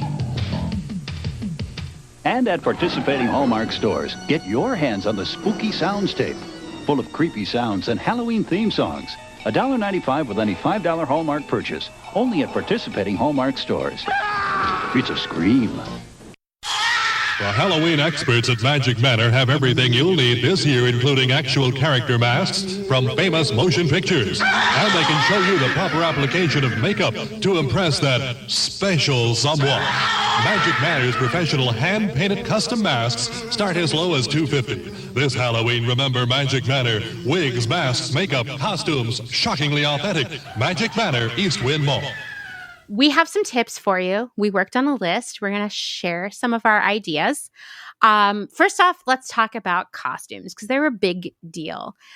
Like you can follow my strategy and wear the same costume every year, have it be a signature costume. I have reached a point where I've been the Hamburglar so many times that people send me photos of Hamburglar paraphernalia all the time. Like that's amazing. Yeah. Yeah, I mean, that can be your thing. Like my friend Zach always made the best costumes. And one year he made this amazing costume where he was a storm cloud. It made me think of your dad's coworker. And it's like a floofy headpiece that is a big, storm cloud, and it's got lightning and rain, and it's really, really cool. And he wore that every year. He still wears it. That's amazing. And when I think of like that costume, I think of him, and it's a great, it can be part of your personal brand. Yeah, absolutely. Another idea that I'd thrown out there that I've never actually done this, but I remember my mom doing this sometimes when she had to go to adult Halloween parties when I was a kid, is she would rent a costume. Mm-hmm. Yeah. And you can still do that. You're going to be kind of limited. Maybe, it's not going to be the costume from a meme you saw last week. But it'll probably be fancier. Yes, definitely. I think you can find some really amazing costumes. And I remember there were places in Cleveland that did this. So you don't even have to be in a big city in order to find a place that you can rent a costume from. I'm sure nowadays there are fewer than there were in the past, but you can definitely find some cool things. And then obviously if you're here in Los Angeles, there are probably some amazing costume rental places that you can find. So yeah, I think if you're going to like a really fancy party, it might be a good thing to look into. Yeah, I think so. If it's like a fancy thing, like go for it. You don't have to worry about your zipper breaking halfway through because you bought it for $75 at Spirit of Halloween. Exactly. And I have to imagine like so much. They would make minor alterations, maybe. I'm throwing it out there, to fit different people, right? I would assume so, right? So yeah, they must have something. I'm sure. I mean, it costs money, but real talk, buying a costume costs money. Yes. Even a crappy costume. And then you also have the burden of like having that crappy costume. Yes. That you're never going to wear again. So this is nice. You're like done with it, right? Yeah. I also am going to add that thrift stores are an amazing resource for elements for costumes, whether it is like fabric, garments you're going to repurpose, etc. But I want to throw this out there with a caveat that more and more thrift stores are just straight up selling brand new costumes right now. When I think of that, when I say that, the first place that comes to mind is Value Village, which like we would go to Value Village in Portland at this time of year, and there would be aisles of brand new costumes still in the bag, mixed in with some like secondhand stuff. But in general, most of it was brand new. And I feel like that's kind of deceptive and confusing for customers. Yeah. It feels scammy to me. So, and these are the same crappy costumes that you would buy somewhere else. Yeah. Like they're not better or anything like that. So, I did actually buy a new in bag, but like, or at least seemed pretty new. It was in the original bag, but it's totally from the 80s. It's kind of a jester costume at the thrift store last week. It was $3, and it's made of like neon and purple velvet. Amazing. I'm not sure. We were like, we need to buy it. We don't know what we're going to do with it. That was me and Dustin. We're like, maybe we're going to wear costumes all weekend long. And, that can be a jester one day or something. It's a really weird costume. I might cut it up and use it for something else. Yeah. But, that was still in the bag, but it was clearly either worn before or bought by someone who never wore it a long time ago when a neon jester costume was in demand. It's no polyester jester, but I think it says it's a Harlequin costume on the package. It's the same thing. Anyway, just be aware of that. Like, just because you bought it at the thrift store doesn't mean it's secondhand. Yes. If it's in the bag, it's probably not. I saw the same thing myself. I did some thrifting last week, and there were a lot of costumes in packages, which I feel like if you're buying a costume, most of the time you just discard the packaging when you're done with it, like to wear it. Like I don't ever remember keeping the packaging.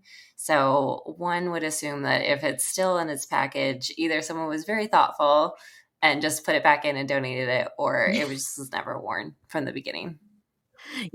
Yeah, I intend. I mean, sometimes maybe people go and buy this stuff on clearance. They're like, I'm going to wear it next year, and then they change their mind. I don't know. I'm not sure. But yeah, just be mindful of that. Another idea that Meredith and I had was that you could borrow costumes from a friend, like especially if you have a friend like Meredith who has all these great costumes.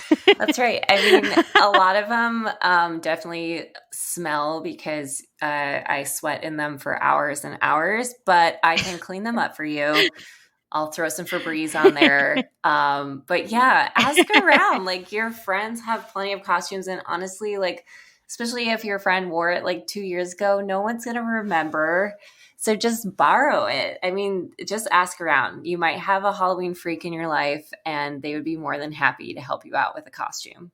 Create a communal costume closet with your friends. It doesn't have to be a literal closet, just the knowledge that you can share pieces with one another. Yeah. I think that sounds fun. I mean, I can't have that right now because I don't have any friends where I live, but I would be happy to loan out my Hamburglar getup, you know? Yeah, absolutely. I mean, you could do a lot of things, maybe even bringing together multiple costumes. You can make a new costume from it. So you never know. Mm-hmm. Yeah. You actually had a really good idea when we were texting to take all of your regrettable trendy clothing that you'd bought that you won't wear anymore and wear it all together. Oh, yeah. If you haven't done a deep clean of your closet recently, please go into it. You know, in fact, I did see a 2000s costume for sale, like brand new, like a kind of like a celebutante costume. So you have that stuff in your closet. Don't buy that. You can easily make that yourself. Ghosts of Trends Past would be a great Halloween costume. Yes, I love that. I love that. The next thing you can do is make your costume yourself. Absolutely. I feel like at the very least, right, you're getting something that's going to last longer, that you'd want to share with other people. You just have a lot more pride when you make something yourself. You're like, yeah, like, even if it's something simple, even if it's just the most basic costume, if you can say, like, you put it together yourself, people are going to respect that way more than something that was bought off a shelf. Yeah. Yeah. See, make it. I mean, yes, you're still going to be consuming stuff, but like, honestly, it's going to be better. You're going to share it. You're going to use it longer. It's just going to be better across the board. And you're the one not getting paid to sew it, not someone else. There you go. Also, like, you can look around you and see if there's anything that you can repurpose in your own closet, or you can use stuff that you already have, whether it be like empty toilet paper rolls or, things like that. Like, you can get really creative. So sometimes it's just sitting down with what you actually have. You don't have to go crazy like me and buy $15 yard fabric. You can look at your closet, maybe look at your donation pile. Maybe you have gone through your closet recently and you can cut something up or sew something together. There's so many opportunities. You just have to get a little creative. And I feel like today we just ignore creativity because no one is bored. You can just jump on your phone and entertain yourself. And I feel like so much of my creativity, especially as a child, came from absolute boredom. So maybe shut off your technology for the day, sit down with all the stuff you have in your house and figure something out. I bet you're going to come up with something amazing.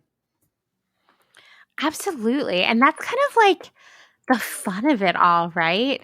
Absolutely. I'm really excited to see what people can make from the things just around their house. It sounds like a Project Runway challenge, actually. Yeah. Oh, yeah, totally. It is.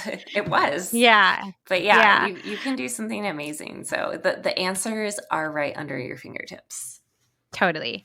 And way more fun and more satisfying and give you more bragging rights. Yes. So the other thing about Halloween is the makeup. I don't know. Do you do a lot of makeup with your costumes? No, I try to avoid that, honestly, because in life in general, I'm not a makeup person. So I know so little about putting on makeup and doing it well that I've never had any costume that has involved a lot of makeup, but my husband has. And I always give him the disclaimer that I cannot help him with that it's the ball is in his court essentially at that time. But luckily we would always go to the, I think it's called Hollywood Toys on Hollywood Boulevard. It's like a costume shop, but it also, you can buy like magic stuff. It has a wig store inside the store. Mm-hmm. It's like a very classic old school Hollywood retail establishment. And it's right there. I think it's at like Hollywood and Cherokee. And they do have a makeup counter there. So anytime that he's needed makeup for his costume, he's basically gone there and said, this is what I need to do. And then they help him out and help direct him in the right way.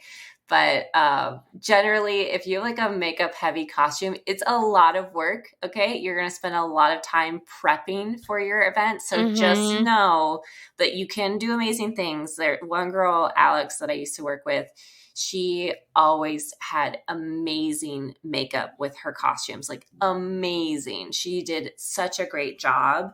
And it definitely tied the costume together and made it even better. But it would take her a very long time to get ready. So just keep that in mind. It could be an amazing addition to your costume, but it is very labor intensive.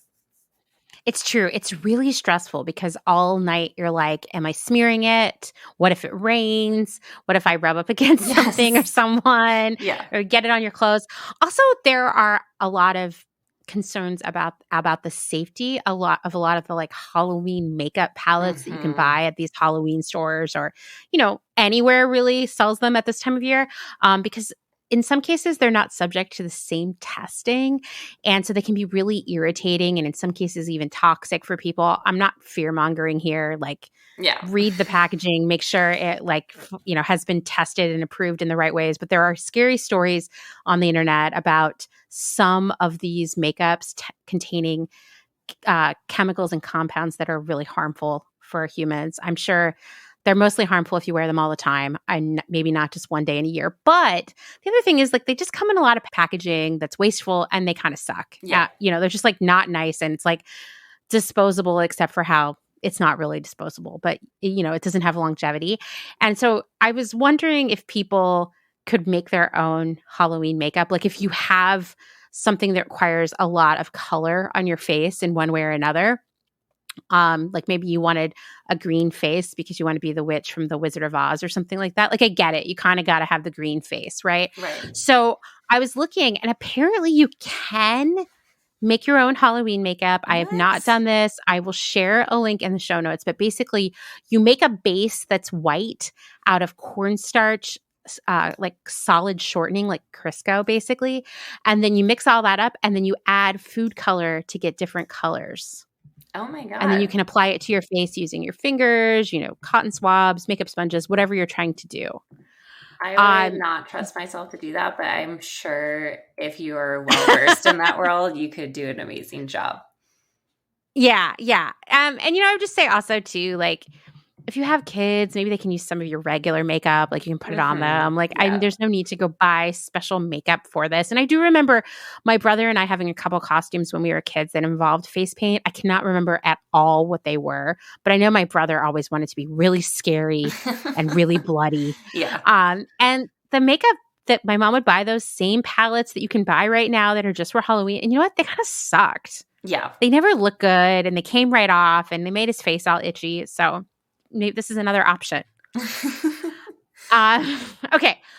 The thing about costumes is, what should you do with them when you're done? What you should not do is put them in the trash. No. I mean, unless they're like completely destroyed, then obviously there's only one place, unfortunately, for them to go. But if it's relatively intact, you definitely have some options.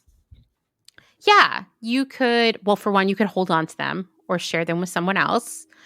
You could donate them to a thrift store. Once again, don't do that if they're soaked in beer or have bodily fluids on them. Yeah.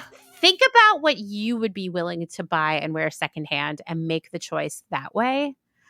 You also had some really good ideas that you found online, Meredith, for rehoming your costumes that were kind of outside the box. Absolutely. There's definitely some places that could take them, and one of them could be like a local theater group.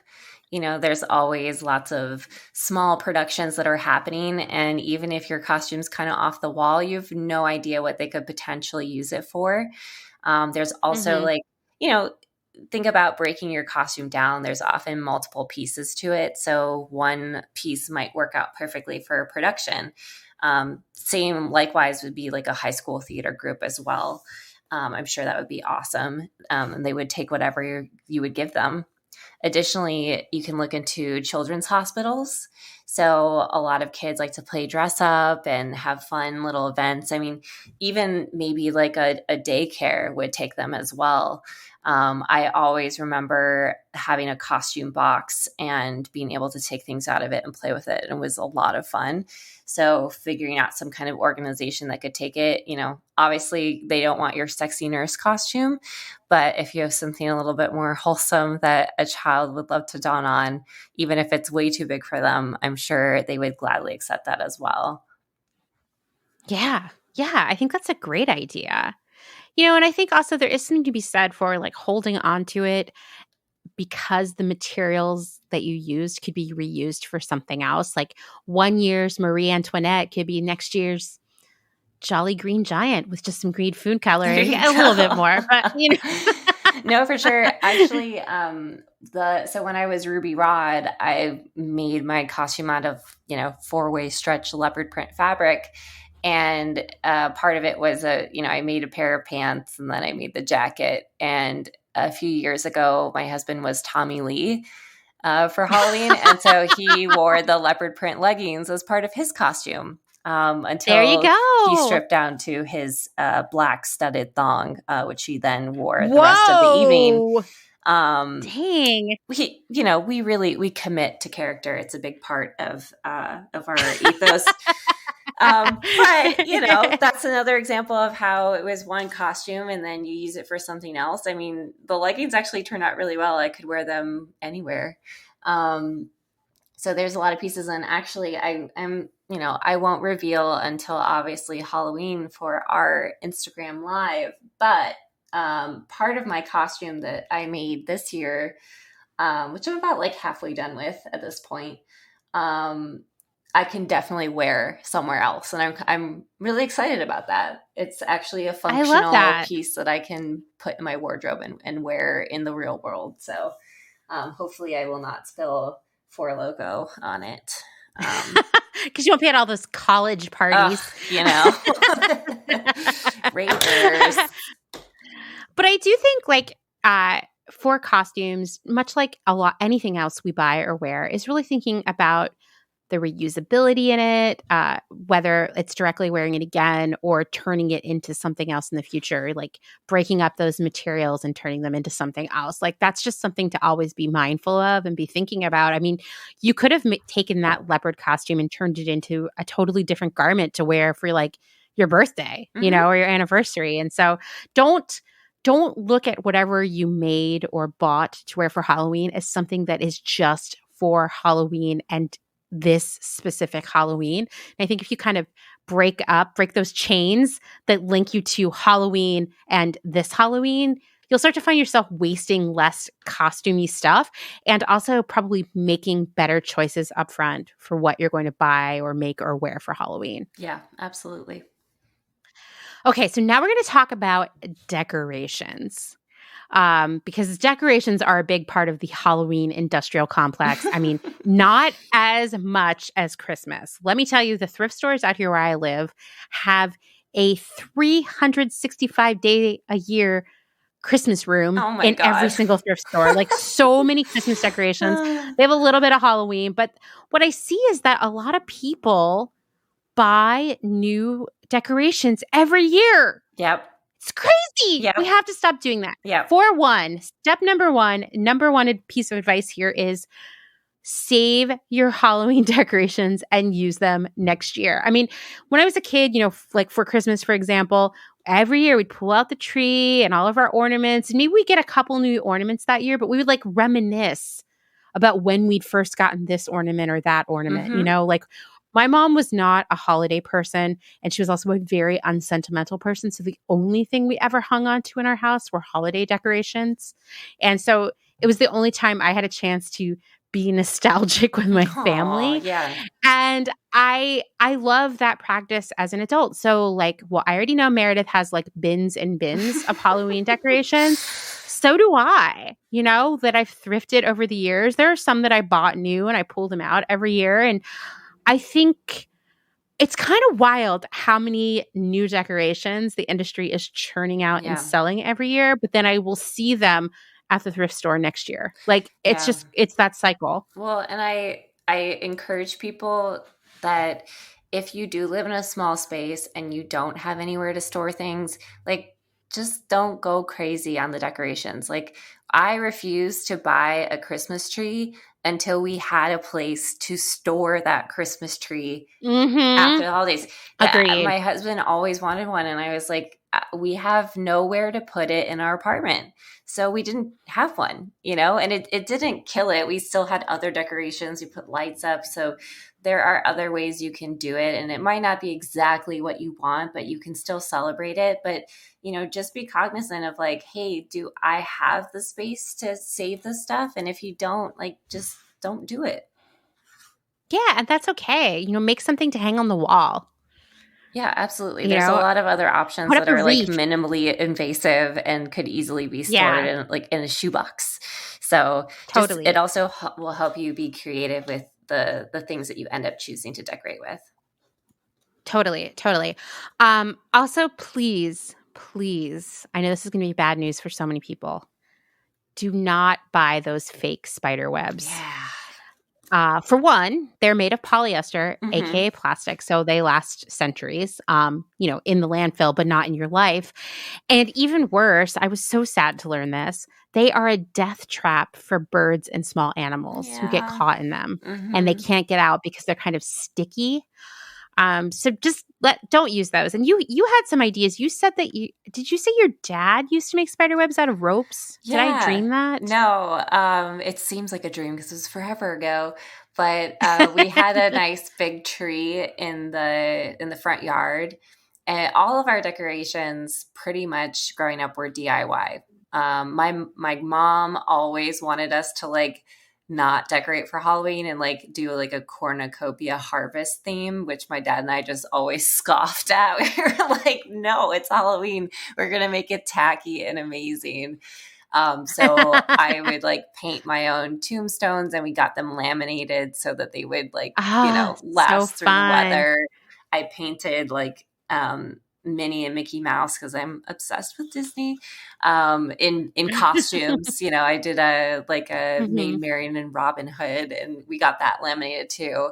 But in the front yard, to like go full out, we put one of the Christmas spotlights that we had for Christmas decorations out in front of this tree, and my dad took just white rope and put a bunch of strands, attached it to like a stake, and put that stake in the ground, and then strung the strands of rope up to the tree from the ground, and attach it to different branches. And then from there kind of created a spider web by putting other ropes horizontally across. I hope I'm doing a good job of describing this. I'm sure I can find like a visual somewhere. But you can essentially build your own spider web, kind of make it a little bit abstract, if you will.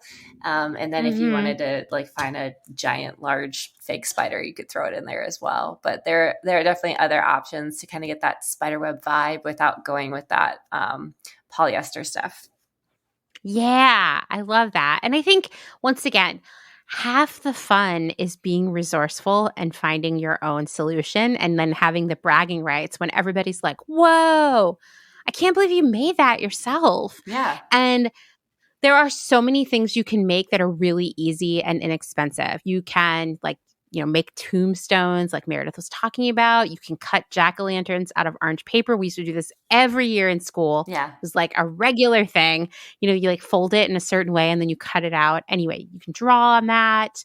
You can make signs. You can make ghosts. Yeah. There are so many things you can make at home. If you went to design school and you have a roll of muslin left over, which I'm sure most students do, you can easily make ghosts from the muslin. You just kind of cut rectangles out of it, put some stuffing in it, tie the head off, and use a Sharpie and make eyes on it. It's so easy. There you go. And but they're cute, they're cute little things, and you can just hang them anywhere you want. So there are so many ways. And, we're talking about getting into the Halloween spirit despite everything that's going on in the world. Having, a weekend where maybe you do have a few friends over and you craft together and you make these things could be a lot of fun, and it could definitely get you in the mood. Absolutely. I mean, for me, like, for example, during like the winter holidays in December, my favorite thing actually to do is bake cookies with other people because you feel like we're making this thing and we're doing Yeah. it together and it's really festive and it's just like listening to music. And I love that. I feel like that's half the fun of holidays is working on fun stuff with people you love. So amazing idea to have people over to either make decorations or make Halloween treats. Absolutely. Another thing you can do that I haven't mentioned, well, I touched on it, but I'm just going to reinforce this, is you can thrift so many decorations. Yes. Like so many. Not just thrift stores, yard sales. Let me tell you, we went to yard sales last weekend. So I bet. many decorations Yeah. for all the holidays. Uh-huh. Name a holiday. There are so many decorations out there. And then it gives you a chance to curate your own unique style. Like if you, for example, for me, I'm really into a vintage Halloween decoration vibe. So a lot of my decorations are, for the most part, older than me, and definitely have a specific vibe. But you might be more into more modern stuff or things that make noise or light up. There's so much of that stuff at the thrift store, and it's still functional. Yeah. Also, I'm just going to tell you, if you felt as though you need a special bowl that looks like a pumpkin or a cauldron to hand out candy, get thee to the thrift store because there are so many of them at every thrift store. No one needs to buy a new Halloween candy bowl ever. Nope. There's plenty right now. And just to remind you, whether you made these decorations, you thrifted them, or you bought them new, pack them away and use them again next year. It's fun to keep building your library of holiday decor. And it's nice to unpack them because you haven't seen them for a year and it feels like a reunion. Absolutely. My least favorite day is putting the Halloween decorations back in the box. It's always very bittersweet. It is. It is. The last thing we wanted to talk about was treat bags, which we mentioned. There are good ways and bad ways to do treat bags. I mean, number one, please don't go out and buy a bunch of Ziplocs or plastic bags. There's so many plastic bags already. We're just full of them. They're everywhere. Yeah, we don't need more. We don't need more. I would say use brown paper bags and you can draw all over them or put stickers on them or stamp them or cut little like jack-o'-lantern faces on them. Whatever you want to do. It's your bag. That's right. It's like a blank canvas. There's so many options when you use a brown paper bag.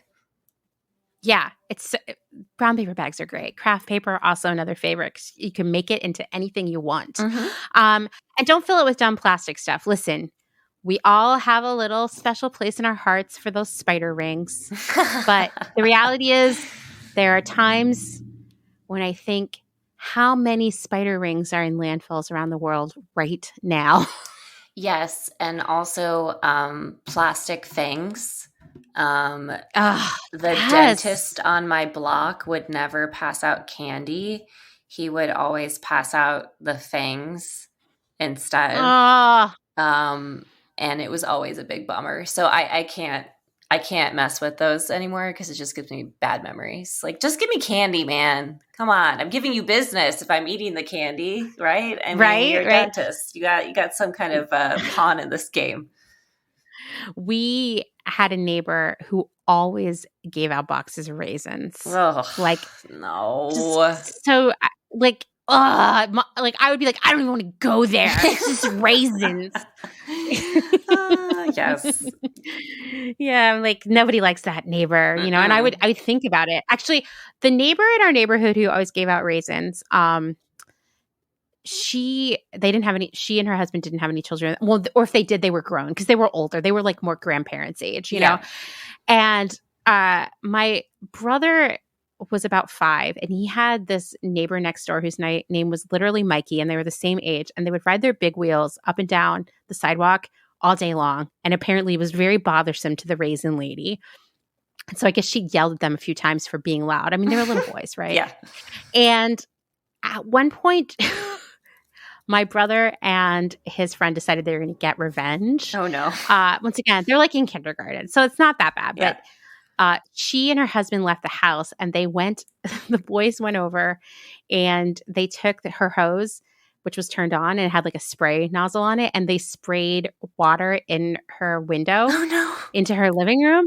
And then at some point they were like, oh no, they're going to know it was us because there'll be fingerprints.